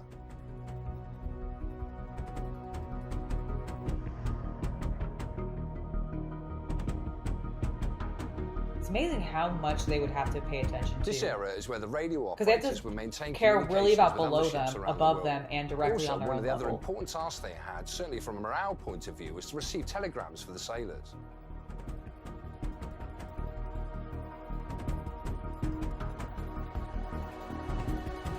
It is so cool to see all that equipment in like as good of condition as it is. The I Daring wonder class how destroyer much we'll design talk about like evolved in Britain the during the Second sinking World of the War. boat. Requirements for a new fleet destroyer for the Royal Navy saw the first of 8 ships ordered in March 1945. The Darings had a standard displacement of 2,800 tons, which increased to 3,600 tons at full load. The new ships were so far beyond accepted destroyer design that many naval authorities claimed they should be classified as light cruisers. The ship and her sisters were 120 metres long with a beam of 13 metres. Her propulsion system consisted of 2 Foster Wheeler boilers, feeding 2 English electric geared turbines. Hold on, I wanted it. Damn it, I paused slightly too late. The boilers. I literally got this same diorama, just not in the blue paper, in my Tamiya kit, which I just think is actually really freaking cool. Like, that is really, really cool. I mean, it was more, I guess it's not exactly the same because it was definitely, I think, of the scale model, but they gave me like basically a version of this in the scale model. Okay, Red Panzer, you said modern ship designations are different from World War II, so the destroyer role has changed to a jack of all trades anti-submarine vessel, which does make sense. I definitely makes sense that they would change from like era to era because war changes and they're going to need to adapt. So, but torpedo boats were smaller boats armed with only 1 or 2 torpedoes. Really, only 1 or 2? Am I like misthinking of the size of how big a torpedo is? I just feel like they would have even being smaller. Like, I know ships are bigger and saying that it's a boat. So when you say boat, are you meaning, are we talking about a submarine boat? Or are we talking about a sailing boat, like a boat that sits on top of the water and doesn't go underneath the water? What type of boat are we talking about? Because I realize that now I might be thinking of the wrong type of boat, and I'm curious. Rats of Tobruk basically were one of the few times that the Allies were able to blunt Erwin Rommel. I'm afraid, Super Ego, I don't know what that means. So if you want to explain it, I would happily learn more because I don't. Oh, Rommel was. Wait. Hold on. I do recognize the name Rommel. German general? Was that who he was? I feel like there was actually a video we may or may not have watched together at one point that perhaps talked about him, or maybe he got brought up in the comments. But now that I'm thinking about it more, yes, Rommel does sound familiar. But I'm now not sure if I know. Do you remember who Erwin Rommel is? Is he the German general? Rommel was a German tank commander. Tank commander, okay. Mm-hmm. Okay. But yes, he was the leader of, I don't remember the specific designations, but yes, very famous. Okay. Thank you. Because I believe Africa campaign? Okay, somebody in chat can absolutely correct us on that because I do not know. Erwin was a German tank commander for Desert Fox. Okay. I don't know what Desert Fox specifically is, but that's fine. Okay, so he's a tank commander. That's why his name's familiar. I knew there was something that I watched, and I don't know if we watched it together. It might have been when I watched a video about that little Czech tank that I built that I thought was a Panzer, but like I think technically it is a Panzer, but it's like what the Panzer is kind of based off of. And I think he came up in a video where we were watching about that. Because the name is very familiar. Okay, let's get back to Yes, he served in North Africa. He did serve in North Africa. Okay, perfect. In World War I, torpedoes were a new technology, so ships had no armor under the water, so a single torpedo could sink a dreadnought, and the nations began making tiny, fast boats with only one torpedo. I guess that makes sense. So were they just like sending out like dozens of these little boats? It's the proto-drone warfare. Interesting. That's so wild to hear. Thank you guys so much for the information. I really appreciate it, Chad. Okay, let's get back to our video. Feeding 2 English electric gear turbines, which provided 54,000 horsepower. The fact that to we 2 have like this propeller cool shafts. footage of it is Vampire really could sail awesome. at over 30 knots and had a range of 3,700 nautical miles at 20 knots. Her standard ship's company consisted of 20 officers and 300 sailors, quite a number for any destroyer. That does seem high for how small of a ship it is. He was field marshal and led the African Corps for Germany. He was called the Desert Fox for being an excellent general. Got it. Okay. Now you served on. And he just really just like kicked ass in desert combat. I'm guessing that's really cool. And your role on the ship was. I was a gunnery man. Fantastic. So you're very apt. Then we're obviously in the gun Dude, bay. he served. Can you tell us a little bit about the gun bay, please, Len? Yeah, the gun bay. Well, it's a very important part of the whole system because this is the. Okay, I'm just gonna pause the really cool elderly gentleman talking about the ship that he served on, which is fucking awesome. I think it's really cool to chat with guys about their time in this era of service or late or earlier, because like it is so wild what some of these men had to go through on some of these like new-ish military inventions. Like it's just wild. Okay, let's listen to The him. transfer point for the ordnance from the fixed structure of the ship to the moving structure of the turret.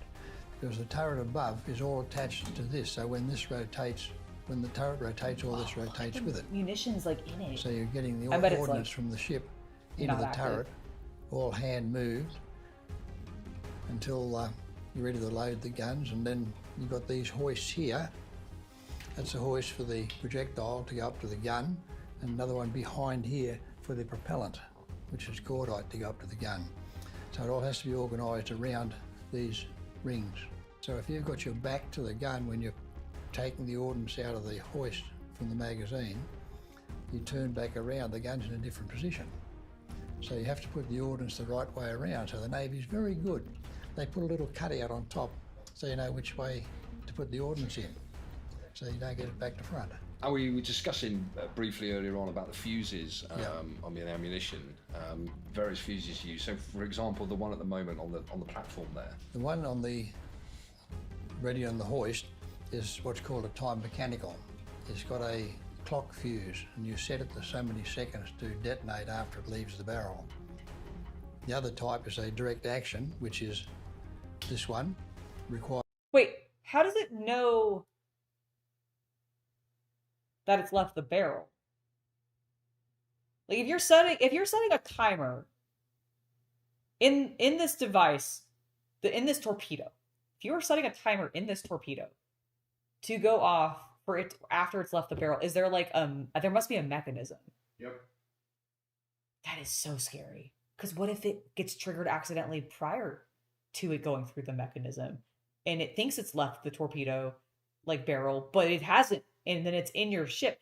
I wonder, like, I guess I've not specifically heard of that happening super often. I feel like I've heard more of like tanks exploding because the munitions didn't get out because something like malfunctioned and it got stuck or jammed or whatever, rather than like that happening on like ships.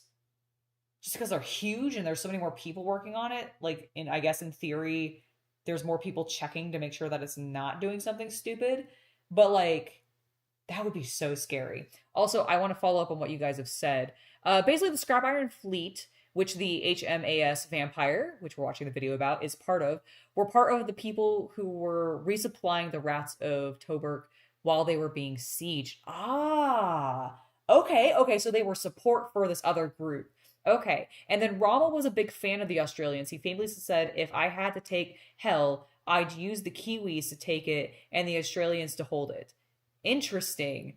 And also, Well, mostly just interesting.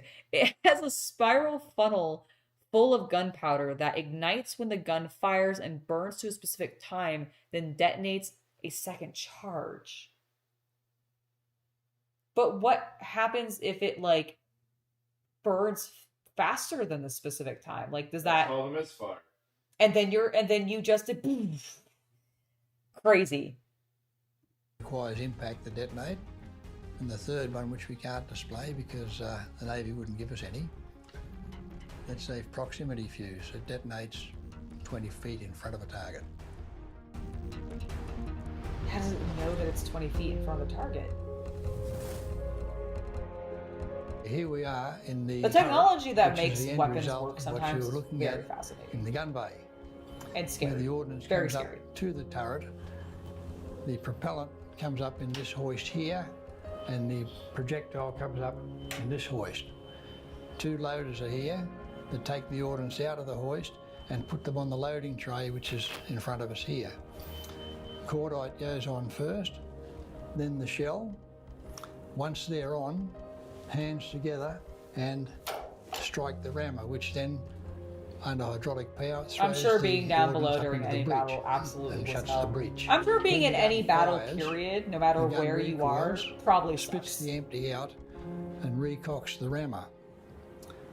Now this happens every 3.5 seconds, which is quite a bit when you consider the Holy projectile shit, one in weighs every 3.5 25 seconds? kilos, Holy cow. and the cordite weighs about 17 kilos. Inside the turret is not actually noisy for the firing. It makes a bit of noise, but the biggest amount of noise is the hydraulic motors that run everything. And when the empty goes into the bin, which is in the centre of the gun bay, that makes a lot of noise as well.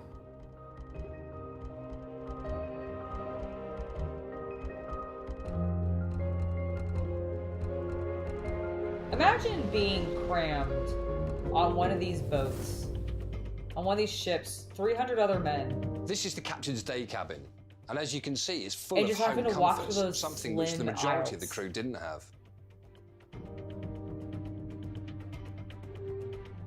Oh my god, it's so cool! I love their little emblem, it's so good. The ship's sickbay was incredibly well stocked, and of course it had to be to cover every eventuality.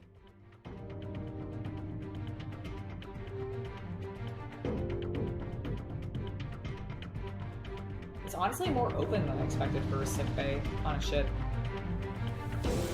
Ships had a much higher rate than tanks because of the much larger turret As well as with those more room. That makes 4.5-inch sense for a guns, cancer. Vampire also had other weaponry on board. Behind me, we can see the Bofors anti-aircraft gun, this particular one being the Mark V and 40mm. It was an effective gun with a maximum range of 2,500 meters and a rate of fire of 140 rounds per minute. HMAS Vampire served in the Royal Australian Navy from 1959 to 1986. Despite her armament, Vampire had a peaceful career and was not involved in any combat. She was involved in the Playing on Southeast those- Asian that's Treaty so good. Organisation exercises held off Singapore during the Indonesian confrontation with Malaysia in 1965 and offered gun support whilst escorting troops to Vietnam in the 1960s. In June 1970, she sailed into Williamstown Dockyard in Victoria to undergo an extended refit as part of being paid off for her half-life modernisation.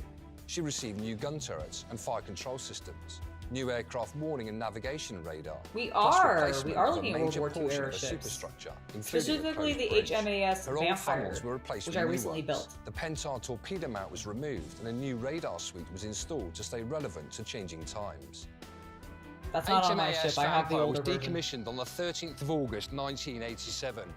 After serving 27 years in the Royal Australian Navy, She and was clocking up in the region decommissioned of 808,000 a year and nautical 2 days. miles. In 1997, she was gifted to the Australian National Maritime Museum to be preserved as a museum. She was decommissioned 2 days after, but 1 year before my birthday. Amazing. Ship.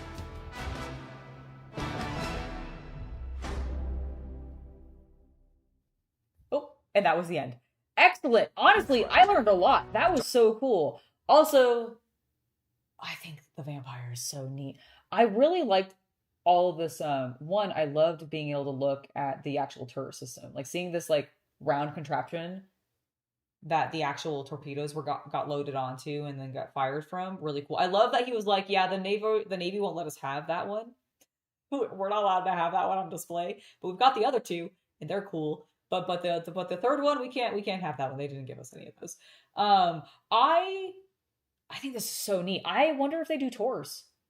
Let's see. I want to check and just like see what they see about the in the thing here. Press and play. No, this is Derringer class destroyer. Huh. I'll have to look more information about that because I'm curious. Like, since it seems like it's recovered, obviously he's on there with a gentleman who served on it, which is really freaking cool. Also, I love that he seems like he's either like volunteering or retired into just being like a, what's the technical term for people who do like museum tours? Docent. Yeah, a docent. Like I think he retired and is now a docent for the ship that he served on, which is really cool. I'm sure it's exciting for him to get to talk about it and share the experience with a bunch of people. I would love to do a tour of this. I think this would be really cool. At some point, Australia is definitely on like my short list of places to go because there is the Tank Museum, of course, in Australia. Obviously, there's the HMS Vampire, which if it's just like docked somewhere that I can go and be like, look, there it is. I built that ship. That would be fucking sick. That just sounds so cool. Just sounds so cool. Am I going to be doing more ship reaction videos? I will definitely be doing more reaction videos to ships, airplanes, other armor. Basically, because I've been so into my scale models recently, and I think it's also very cool to learn about those models that I'm building and like where they came from, where their development happened, etc., and like learning those histories. This is definitely something I'm going to keep doing. It won't always be tied specifically to something that I've built recently because there's obviously I'm not going to build things fast enough probably to continue that, but we will definitely absolutely look at things when I do build things, and I will probably pick some things up of like, oh, I just thought this one looked neat. We also have some tanks that I have already built that we could absolutely watch videos on. For example, the Sherman. I've built a Sherman. I've not actually watched or researched or really learned much about the Sherman outside of the fact that I know it was very popular. It got used in Korea as well as World War II and probably elsewhere. And so like something like that would be cool to do in the future as well. So this is definitely something that's going to keep coming. The next ship to be commissioned in Australia is going to be the HMAS Hobby Knight. True story. Oh my God. That would actually be sick as hell to have like a military vehicle named after me or ship named after me or some kind of cool airplane or something named after me. That would be so sick. The Tank Museum channel is good. Yes, exactly. So Tank Museum is already on my list of places to pull stuff from because I have watched a number of their videos already and I love their stuff. That's the museum I want to go to. I really want to go to the Tank Museum in Australia. I think that would be sick as hell. I would love to go when they do one of their like parade day stuff where they actually have like the tanks out and doing displays and all of that. I think that would be rad. Would you rather do that than work on Lego for the final video? Oh, watch something from the Tank Museum? Yeah. I mean, we absolutely could if we wanted to. Well, I'll leave it up to chat because I'm going to probably take a short break just to stretch my legs and stuff. And then when we come back, we can do our last activity. And if you guys want to watch something from the Tank Museum, I'm happy to watch a video from the Tank Museum with you guys. Otherwise, I was going to continue working on K2 because I started that a little while ago. And so I have a bit of K2 to work on. But honestly, I can do that at any time. So I can really do both at any time. So I will let you guys think about it. When I come back from a short break, we'll decide whether or not we're going to do a Tank Museum video or if we're going to just have me work on the Lego build and we'll just chat. But I'm really kind of happy to do either. I think either would be really cool. And hell, we'll find if we do something from the Tank Museum, we'll try to find something either that I have built or just like is a really cool one that I think I have a choice. You have a choice? Okay, cool. CC's already got choice. Tank Museum, or sorry, I thought that was a new comment from you, Red Panzer. And then I realized I had already read that one. But yeah, I really enjoy doing this. I really like watching the history videos. I think learning about this kind of stuff is really cool. It also gives me cred when I go to my IPMS meetings and I'm like, oh yes, I remember learning about that from Chieftain or whomever, or this person or that person or whatever, like this channel. And they're like, oh yes, that's cool. I also am a big dork and watch that channel. And I'm like, yes, I know. That's why I joined this club. But yeah, so think about it. Let me know what you guys want to do. And I'll see you guys in about 5 to 10 minutes when we get back. Where's my mouse? There it is. I found it, guys. Don't worry. It was lost, but I have found it.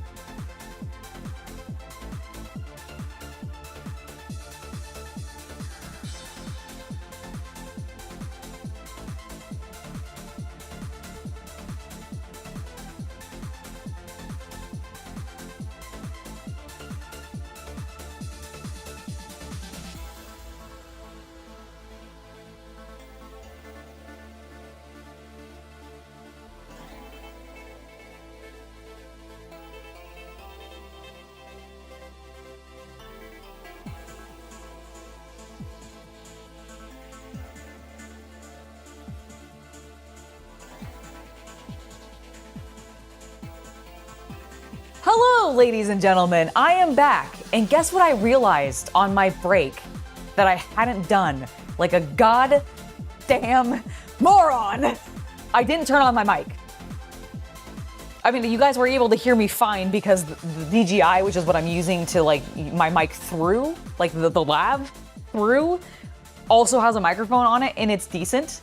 But I got up and was stretching my legs and looked down and was like, the blue light's not on. And I emitted a hearty sigh. I am so embarrassed. Like, I know it doesn't, like, I'm sure, like, you guys seem like you could hear me fine. So I appreciate that. But, like, why am I like this? It's because I've been up since 1 a.m. That's why. That's my excuse. It's not actually that. I have this problem other times too, but I do actually think legitimately today I clipped it here so I could see the blue light, and then I don't think I actually ever pressed the button. I think I just stared at it like, I'll do that later, and then didn't, and then started streaming. So, sorry for that. I just had to rant about it for a second because I am now embarrassed by it, and I will publicly shame myself until I learn to stop doing this. Angela, you hear me? I'm watching you. I'm looking at you, lady. Stop doing that. Yeah, it's just that like I was listening back to it, and like when we do like when we record or when we save these for future videos, like I'm worried that it's gonna fuck that up. Is now what I'm worried about. Was the BOTC with the Norwal's Bard people? Absolutely. Yeah, it was Norwal's Bard, good group of people. Everybody but one person I've played with before. And the new person, Jess, she was great. She was absolutely delightful. So yeah, really excited for you guys to see that. But in the meantime, now that I'm done ranting about my own folly,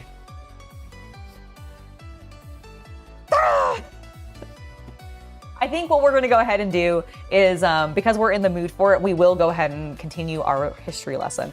And this time we got a fun video for you. We are going to the Tank Museum. So for those of you that are big fans of the Tank Museum's channel / have been to the Tank Museum, know that I'm jealous. I really want to go to the Tank Museum. I think it's really cool. But I figured this would be really cool. And also, Strider Hellrider, I think I said your name correct. I really appreciate you. How do I not have more viewers? I agree. I like history. I like learning about nerdy things. Thank you. Thank you. You're so kind. I very much appreciate it. But yes, let's go ahead and jump into our next video. Give me an intro.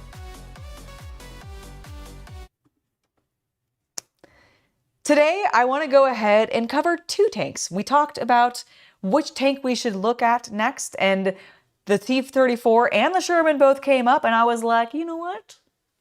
They have a video on both. So we're going to watch today's video, the Sherman and the T-34, who won World War II, from the Tank Museum. I'm actually very hyped about this. I love the Tank Museum's content. I think they have great stuff, so let's go ahead and jump in. I also thought it would be a very good choice for you because you have painted the EZ-8. Yes. Or at least you built it. I built it. I actually haven't painted it yet. Sorry, you have assembled an EZ-8.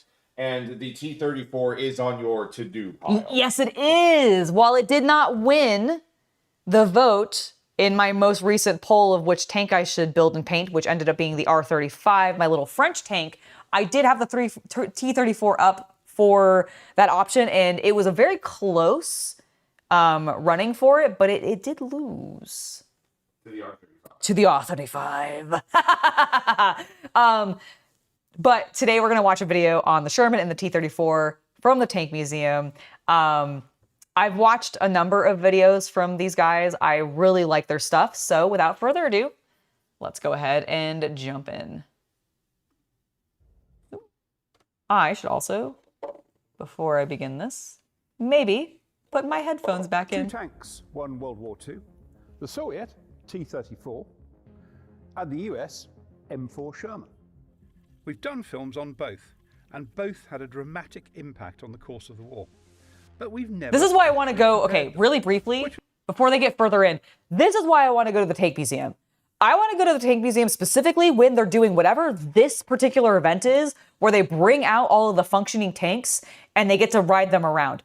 Because I want to see the R35 drive. Damn it. They have a functioning one. The one that they showed off in, well, I don't actually, sorry. This is the one at the Sumar museum in France. But I think that all I know is there's an R35 out there that functions and I want to see it drive. That's what I want to see. I also want to see some of these other cool World War I and World War II tanks drive around because I also think that would be very cool. But I think tanks are rad. I think they're so rad. Which was the best? And which contributed most to victory in 1945? So let's do that. Let's measure Sherman against Every time you see who won, you think of an epic rap battle.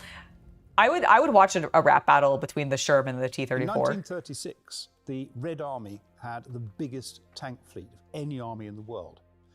But look how many like tanks are just in the shot with him right now. Very little experience of using them in combat. And the majority were light tanks, like this one, the T-26. Oh, is this one in England? I thought this was the Australian one. Both did reasonably well, but the petrol engine T-26 tended to catch fire, and both proved vulnerable to the German 37mm PaK-36 anti-tank gun.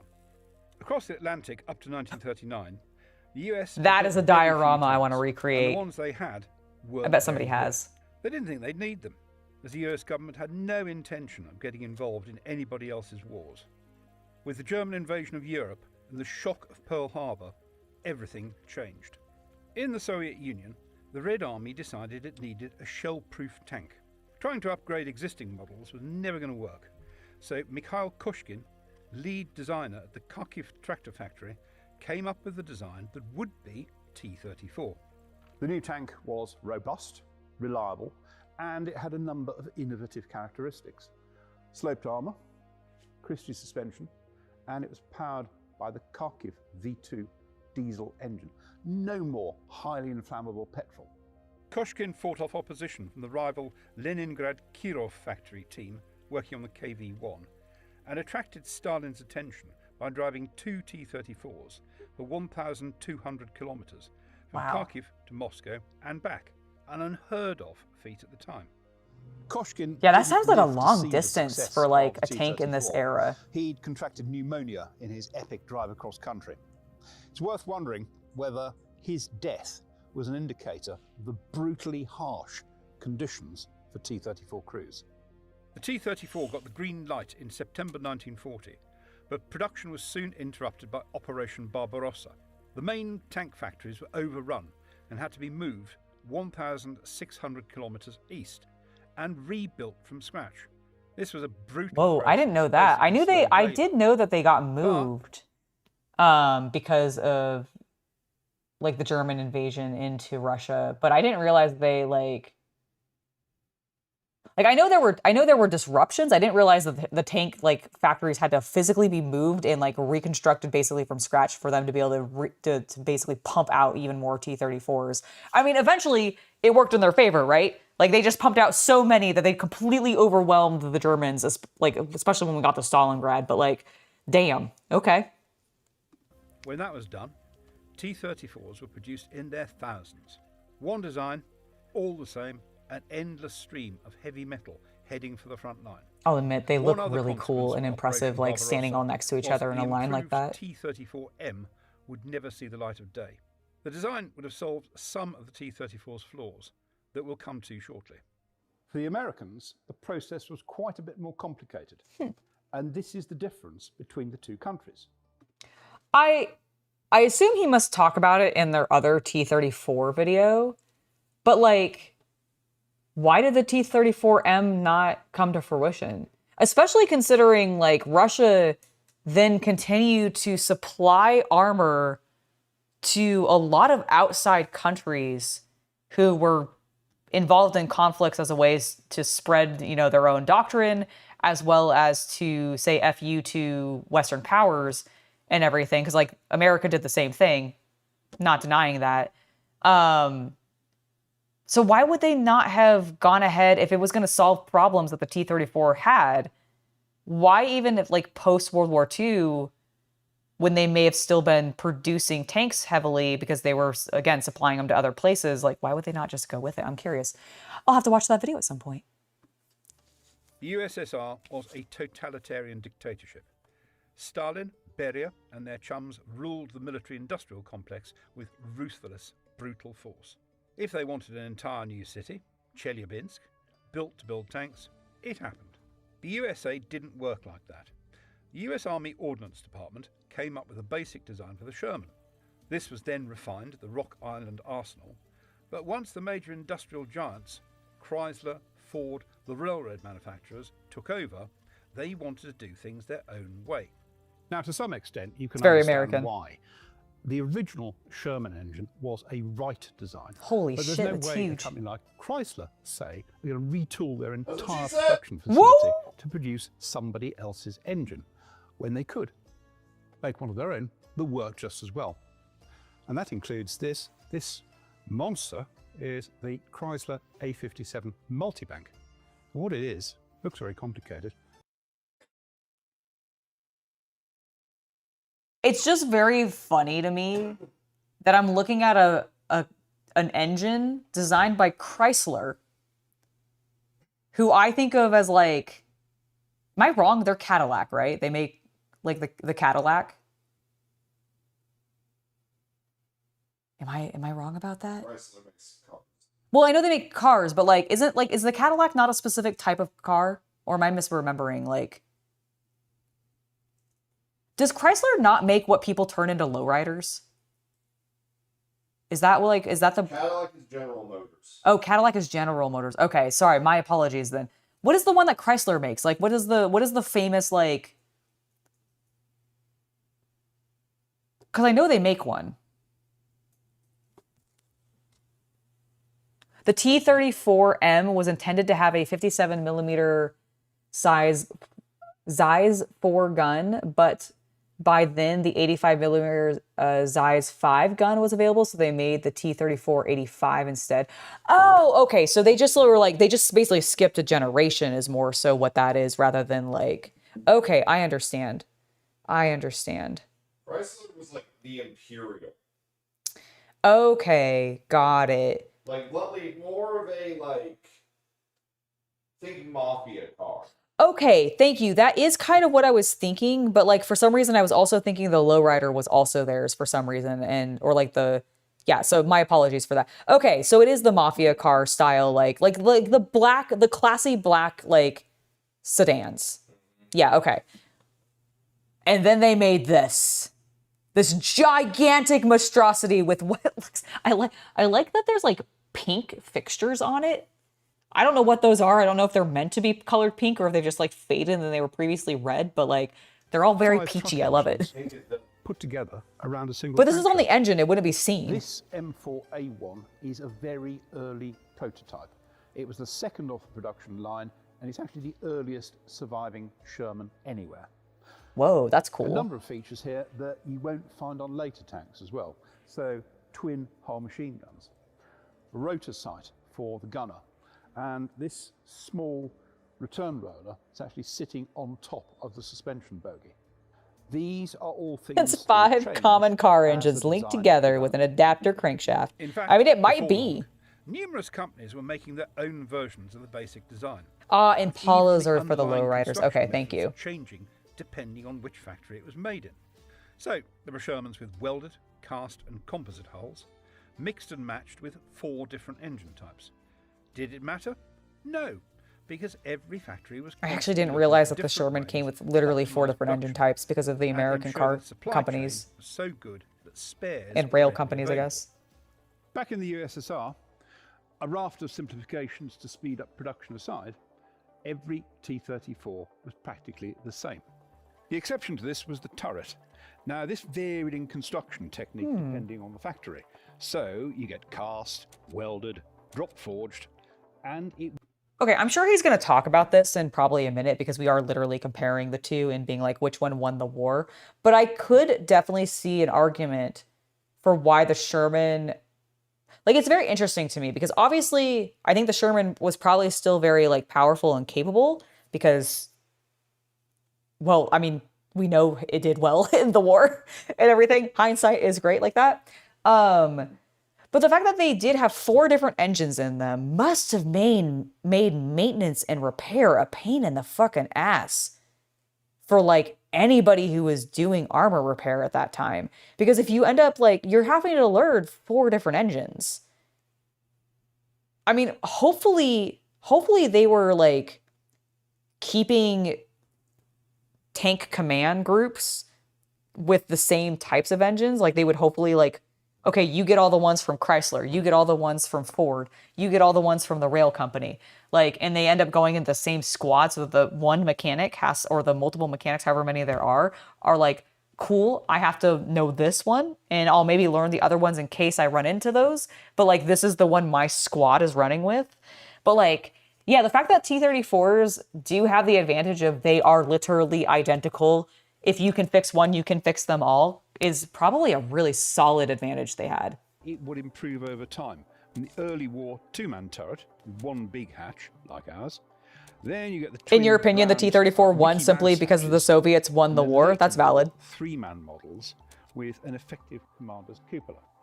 This is an early production T-34-76.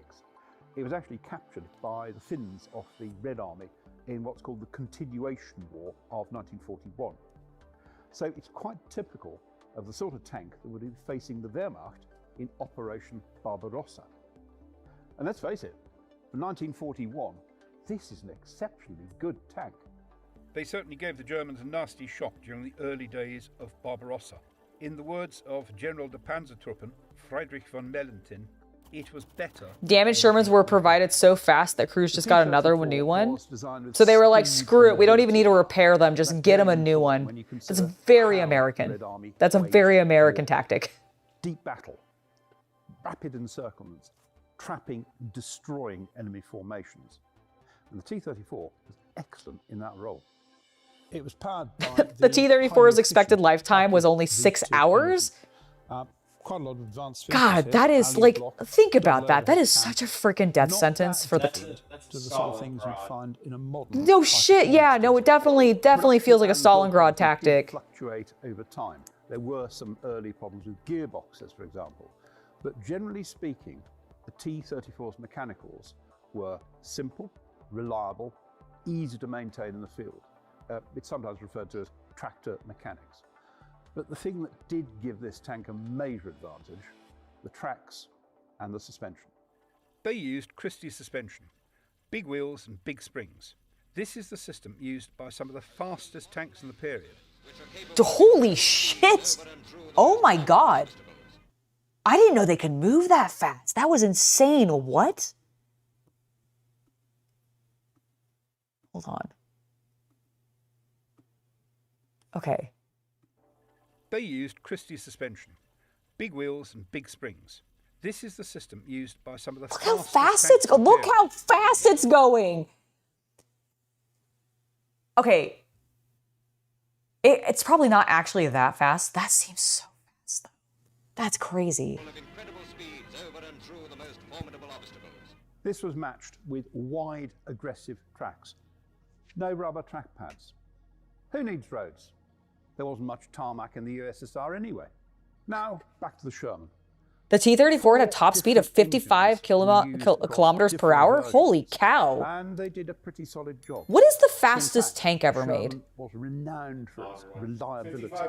And a tank will start first thing in the morning when you want it to. That still seems fast for like a several ton vehicle. Vertical body spring suspension, though, was not as good for going across country at speed as the Christie suspension of the T-34.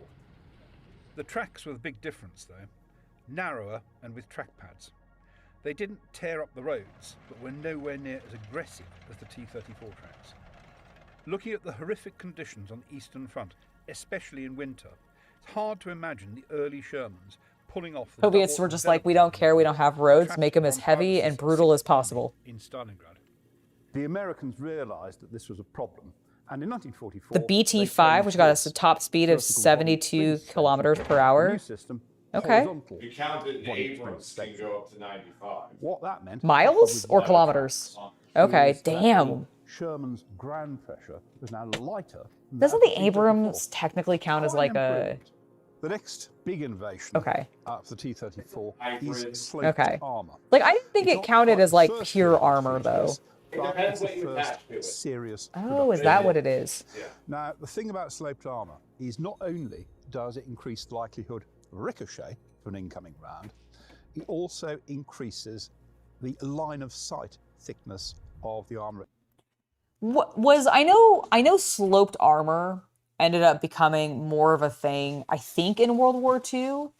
Is that when it actually so that is when it came, because like I do remember some of the tanks, like some of the, not to say that they didn't have slopes, they definitely still had some, but I felt like the actual larger focus as rocket launchers and anti-tank weapons became more common. Got it. Okay, that makes total sense. Tanks have a speed limit, though, to prevent track damage. For example, the Abrams is limited to 65 kilometers per hour, or 68. Okay. But, like, if pressed, it could go faster than that. The Chrissy suspension was an American designer. He could not convince any American tank companies to purchase his design, so he sold it to the Russians. Are you serious? That's so funny. Fascinating. How fast can tanks go? What is your definition of a tank? Well, so, I mean... That's the problem. That's the problem, is like, if... I know some people don't consider the Abrams a tank. Like, there are some people who are like, nah, it's a... You get Bradley. Or sorry, yes. Yeah, not an Abrams, sorry, the Bradley. I know there are some people who don't consider the Bradley a tank, but then there's other people who do consider the Bradley a tank. So it's like, you know, that's the question.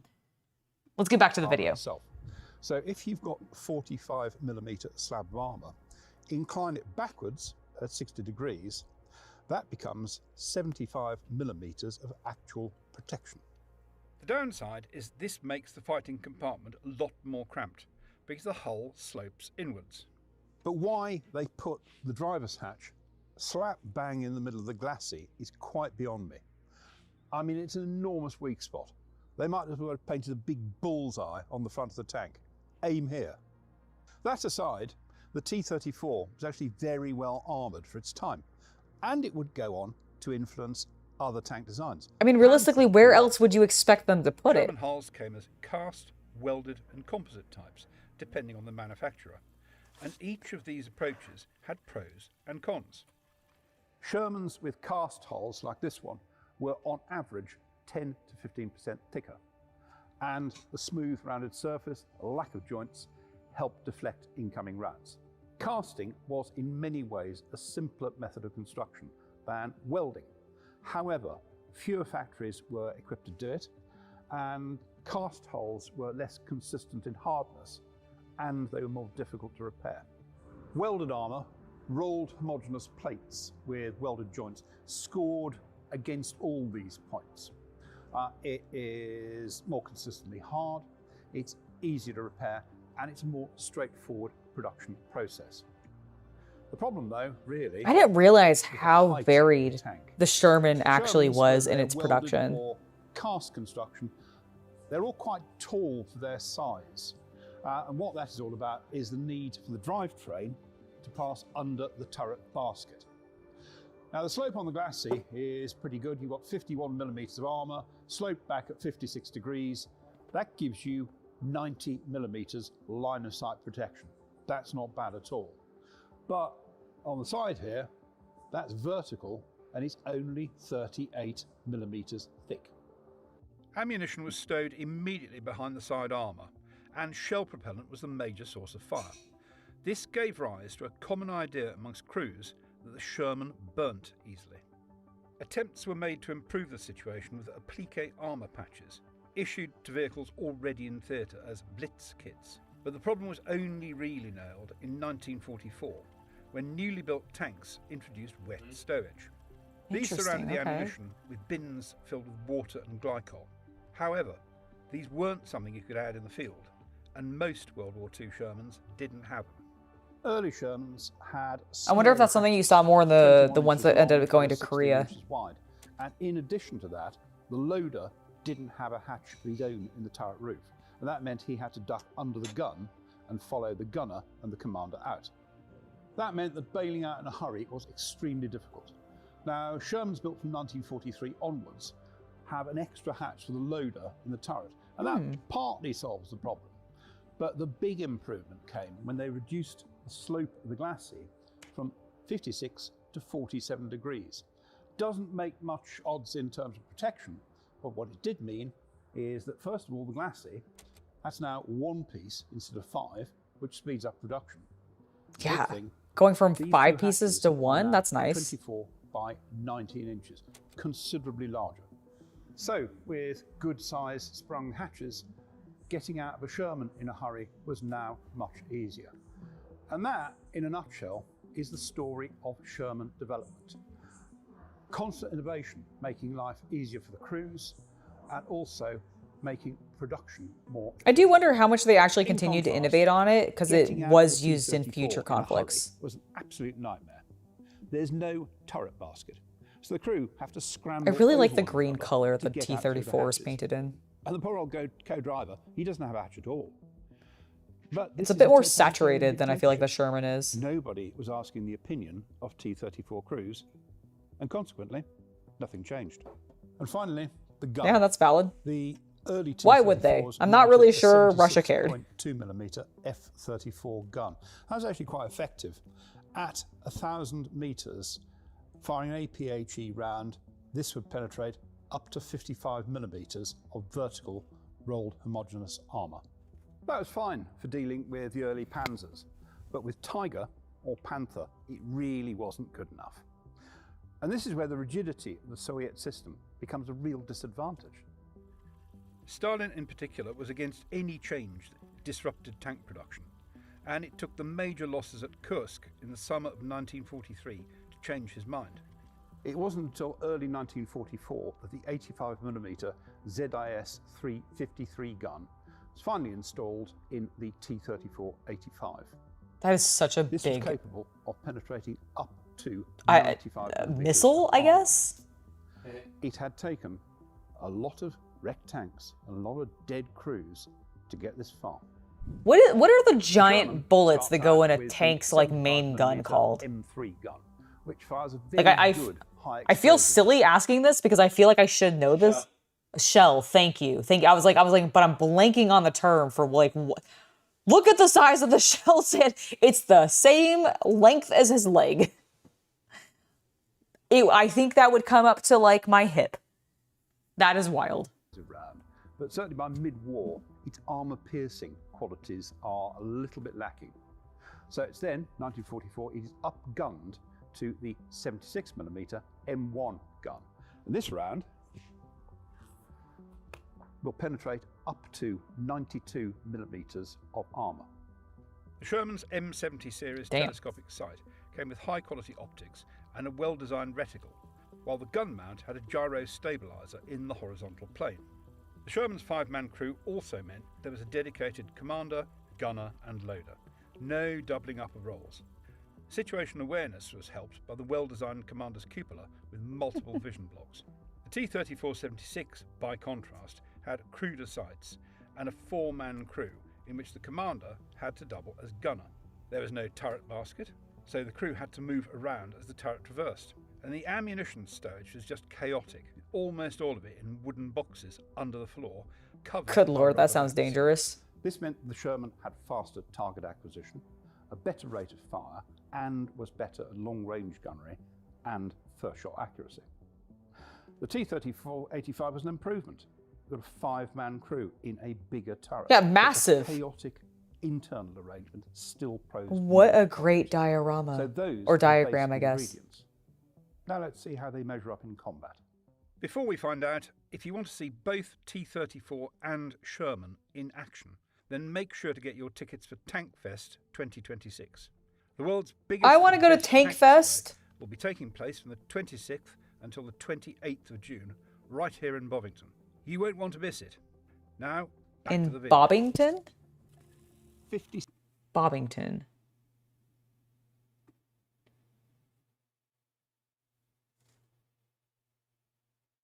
Where is Bovington? Is that okay, so it is British. It's called Bovington.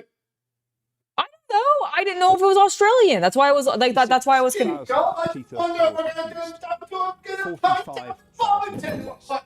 That is a loss rate round about 80%. Very well. I am a fool. Now contrast that with the fact that under 50,000 Shermans were used. Oh my God. 18 to 19,000 lost. I can actually. 3 to 4,000 non-combat Well, losses. Bobby That is far lower. That's 40 to 45% attrition. That would be wild. There's got to be some. What caused this? Was it down to equipment Obvious. or tactics? Well, part of it certainly.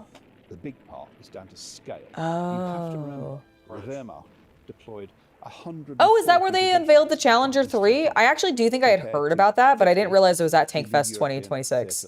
Nice. Soviet deep battle had nothing subtle about it. It involved the use of massed tanks, infantry and artillery to inflict multiple breakthroughs and collapse the enemy's entire front. Casualties were more or less disregarded as long as the objective, mass destruction of the enemy, was achieved. The tactics of the Western Allies, however, focused on armour as a breakthrough weapon, but with more coordination and precision. Achieve the breakthrough, then push on, using artillery and aviation assets more tactically to degrade the opposition and minimise losses. In short, perhaps it's rather more down to ideology and strategy than tank technology. The T-34 was the Eastern Front workhorse, overwhelming German formations through sheer numbers, despite... Maybe it's not just one factor that won the war. Suited to this task, but it had some major flaws, and despite improvements, many were never fixed. The Sherman, meanwhile, started out as a good tank and ended up a much improved tank, an industrial and logistic masterpiece that enabled Allied combined arms warfare across multiple theatres. Now, it's worth noting that both come face to face with one another not long after the Second World War in Korea. Now, the Sherman certainly fared better there, but that's for perhaps a whole other video. So, let's return to our I actually did not realize that, though it does make sense. Sherman or T-34 won World War II. Well, sorry, I accidentally touched my headphones and paused there.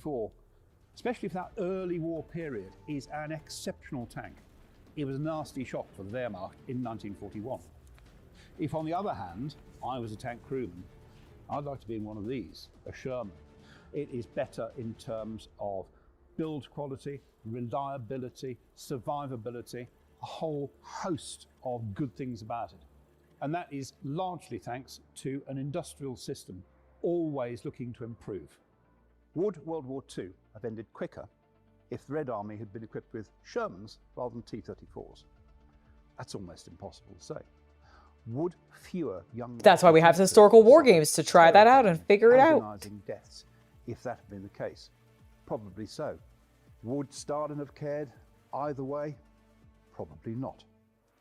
In my opinion, the T-34 contributed more to the defeat of Nazi Germany than any other tank, because it was used in huge quantities, in warfare that was conducted on a scale and with a terrifying ferocity that hasn't been seen before or since.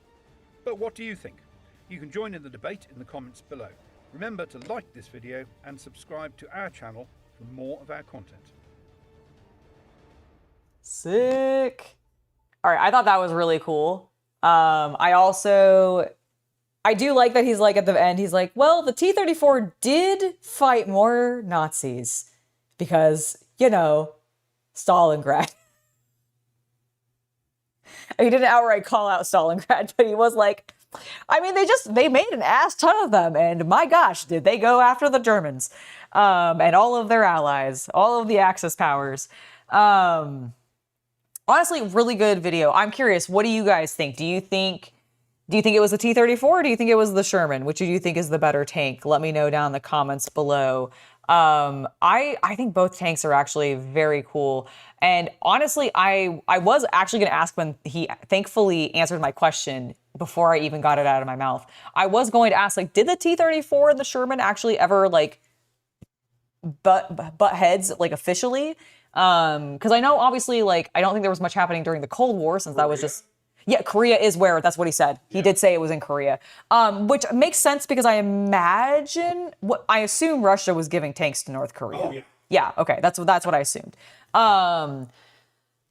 So yeah, I'm very curious. Like, I'll have to watch.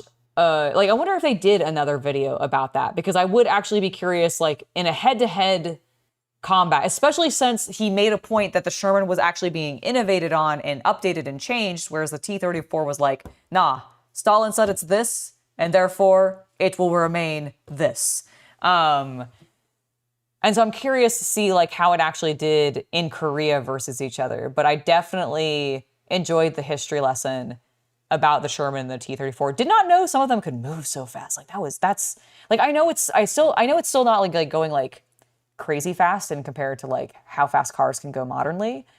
But like, this is the 1940s.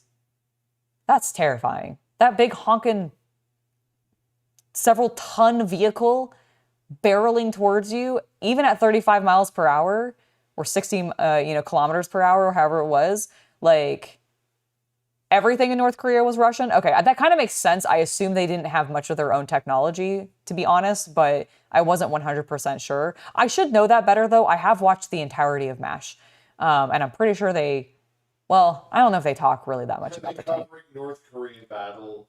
No, they're probably not, but I do but they are like dealing with that conflict. And so I know Korea, like as a whole, was discussed, obviously, because of the context of the show, but it was really from the perspective of the doctors. And so it was not, they did not actually go into the armor and the combat nearly as much, because none of the main characters were combatants. They were all support and doctors. Frankly, if you're not familiar with MASH. If you're not familiar with MASH, it's a great series and I absolutely love it. And I think it's Alan something. The guy who plays Hawkeye is amazing. I love him in that. Like, probably like one of my all-time favorite live action sitcom isn't the right word. Drama? I guess live action dramas that I've ever watched. Yeah, that's what I mean. Is like, yeah, it's not like, realistically, it's not fast in comparison to like, say, what sports cars can do, or hell, even my like Mazda 3 can do, you know? But it's also like so much heavier, has like explosives rattling around in it. And there's just like, so the fact that it can just barrel towards you is so, Alan Alda, thank you. Thank you. Yeah, he's so good. So good. I love the entire cast, to be perfectly honest. Like the entire MASH cast. Even who is my favorite of his friends? Because there's BJ, who I think is there at the beginning and then he leaves, and then it's the guy who comes in after. What was his name? He's there longer, so I do think I ultimately like do have a fondness for him more so than BJ, but I do remember like the early stuff with BJ, and it was so good. God, I need to watch MASH again, actually. It really makes me want to watch it, because I love that. I love that show. There's so many episodes that make me cry like a freaking baby, especially near the end. And if you've watched MASH, you know exactly what you know the episode I'm talking about. There's one in particular that it like always, like, I talk about the episode and like it's heartbreaking and my eyes start to water. Trapper, thank you. Yes, Trapper and BJ. Which one? BJ was the first guy, and then he left, and then Trapper came in second, right? Or do I have it reversed? Is Trapper who was there first, and then he left? Because one of them got sent home, and then I think he died. It's been so long since I watched it. Like, I haven't watched MASH since like high school. But I have seen like every episode. I used to marathon, like if I saw that like being marathoned on TV, that's what I watched. I just freaking totally, that's what I watched. Oh no, you're sick right now, Neo. I'm so sorry to hear that. But yeah, I love MASH. If you've never watched MASH, please watch it. It's such a good show. And it's a great commentary on the Korean War. And really, it's a really powerful thing. And I think all of the actors were just freaking stunning in it, honestly, like genuinely. They're all amazing. All right. I enjoyed that. Thank you guys so much for watching the Sherman or T-34? Which tank won World War II? I don't feel like he actually answered that question. Just want to call that out. It's controversial to say which one won, right? But the question was not actually answered. Blake got sent home and then his death was announced in the crew during, yeah, that's what it was. Okay, yeah, that's what I thought. Oh, you're not sick, John's sick. Yes, Havman is sick, you're right. He did mention that, which sucks. I hope you get some rest and I hope you recover over the weekend.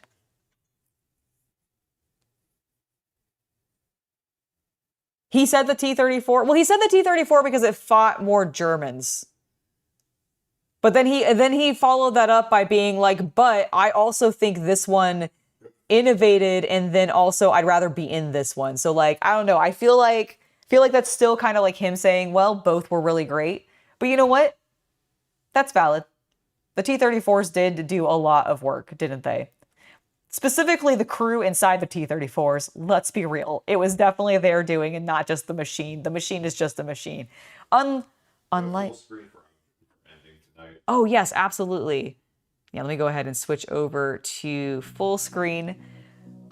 Yeah, I love that. That was great to watch. I genuinely enjoyed the heck out of it. Can't wait to build my first T-34. I am excited to do that and to paint it up because, like I said, I do actually really like the green coloring. It's a little bit more saturated. It's a little bit more vibrant, I feel like, than the very, very deep olive green. The olive drab, my apologies. The olive drab that the Sherman ends up being in. Your voice still isn't great. Oh no, well, please be careful. And if you need to take a sick day, like you may want to just to help yourself recover. No ghosts in the machines here. There's no machine spirit. Or is there? Maybe we just need to start bringing some incense out to the T-34s. Treat it like the Adeptus Mechanicus. But yeah, I really enjoyed that. Oh yeah, no, totally. There were definitely more T-34s made. I'm not saying that. I'm not denying that. I'm just saying, like, I mean, they overwhelmed. Listen, I'm not gonna deny the fact that the T-34s played a pivotal part in ending the war, considering the Russians just rolled them out like they were candy and just threw them at the Germans invading their land, right? So I get that. I do get that. But he definitely implied that he did not want to be in a T-34 and he did not want to be a crew member of the T-34. So I will give the Sherman that at least. But both are honestly just really cool tanks. To be fair, I think most tanks are really cool. Even the prototype ones that never actually get used, because the concept of like the development and the weirdness that some of them end up being is really cool. Like think of, it's not really a tank, but like just going back to like bizarre, crazy like things that were developed during war times. Big Bertha. Okay, sure. Yeah, that seems very practical and we'll definitely use that, and it's definitely going to be something that's going to be mass produced and definitely used in conflicts regularly. Woohoo, yeah. Oh man, sometimes I don't know what they're thinking, but I think they're just going like, we have to end everyone around us because war.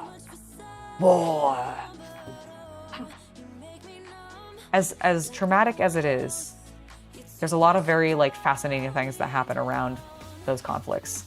And it makes me feel really guilty about both being very into the armor and the development and the inventions that come out from conflict, because I don't actually like the conflict in regards to, I wish people treated each other nice and we didn't have these things, but also I'm really grateful for the really cool technology that comes out of it. And it makes me feel so bad, you know? It really does. All right, guys, I think that is going to be it for me today. I know we're ending a little bit early. I know I normally go until about 9, but your uncle was in a Sherman tank once at one point during World War II. That sounds terrifying. That sounds terrifying, and I would not want to be in that. The IS-7 is your favorite tank, and it's a prototype. Nice. I don't think I know the IS-7. I'll have to look that one up. That sounds really cool. When was it developed? Was it like, is it a more modern prototype development, or was it like a World War I, World War II like development, or was it in between? Because I know like a lot of this like big hardware pieces didn't come in until about World War I. That's when we first saw tank development, and then of course planes came after that, et cetera, et cetera, et cetera. I don't need to bore you guys with that. You know, you all know. You're smart people. You do research, but I just think it's really cool. All right, I think I've rambled enough. I think I'm getting to the point where I'm just like talking to talk because I don't know what else to do, and my brain's so tired that I'm just like running on empty. So 1949, nice. Okay. So slightly after World War II going, I don't actually know when Korea started. Because Korea was the next one, right? It went 1, 2, for like the really big major ones. Sorry, because I know there's probably like minor conflicts and etc. in between all of these things, of course. But for like the big wars, it was World War I, World War II, Korea, and then Nam? I think so. It was for the big wars. It was one. Yeah, Korea is after World War II, and then it's Nam, right? Okay, cool. All right, yeah, that makes sense to me. It was in 1950. Oh, so it was literally just before Korea. Did it ever get used? Like, was it just a pure prototype type one that never actually saw field service, or did it actually get used on the field in Korea and then was like, actually no. This isn't actually working out? Or was it just prototyped and never actually saw the light of day? I'll have to look it up. I'm very curious. But yeah, I think that's going to be it for me. Yes, it has been a long day. For those of you that might just be joining me, I've been up since 1 in the morning because I got to play below the clock tower with some people. No, it was too big to be transported. Okay. You know, that tracks. That would be a logistical problem that I could definitely imagine would just halt production on any type of big prototype like that. Makes sense. Well, very cool. I've learned so much today. I hope you guys did as well. And thank you so much for joining me. I will see you on Thursday. Yes, I will see you guys on Thursday. So until then, have a lovely hobby night, everybody, and I will see you next time. Bye.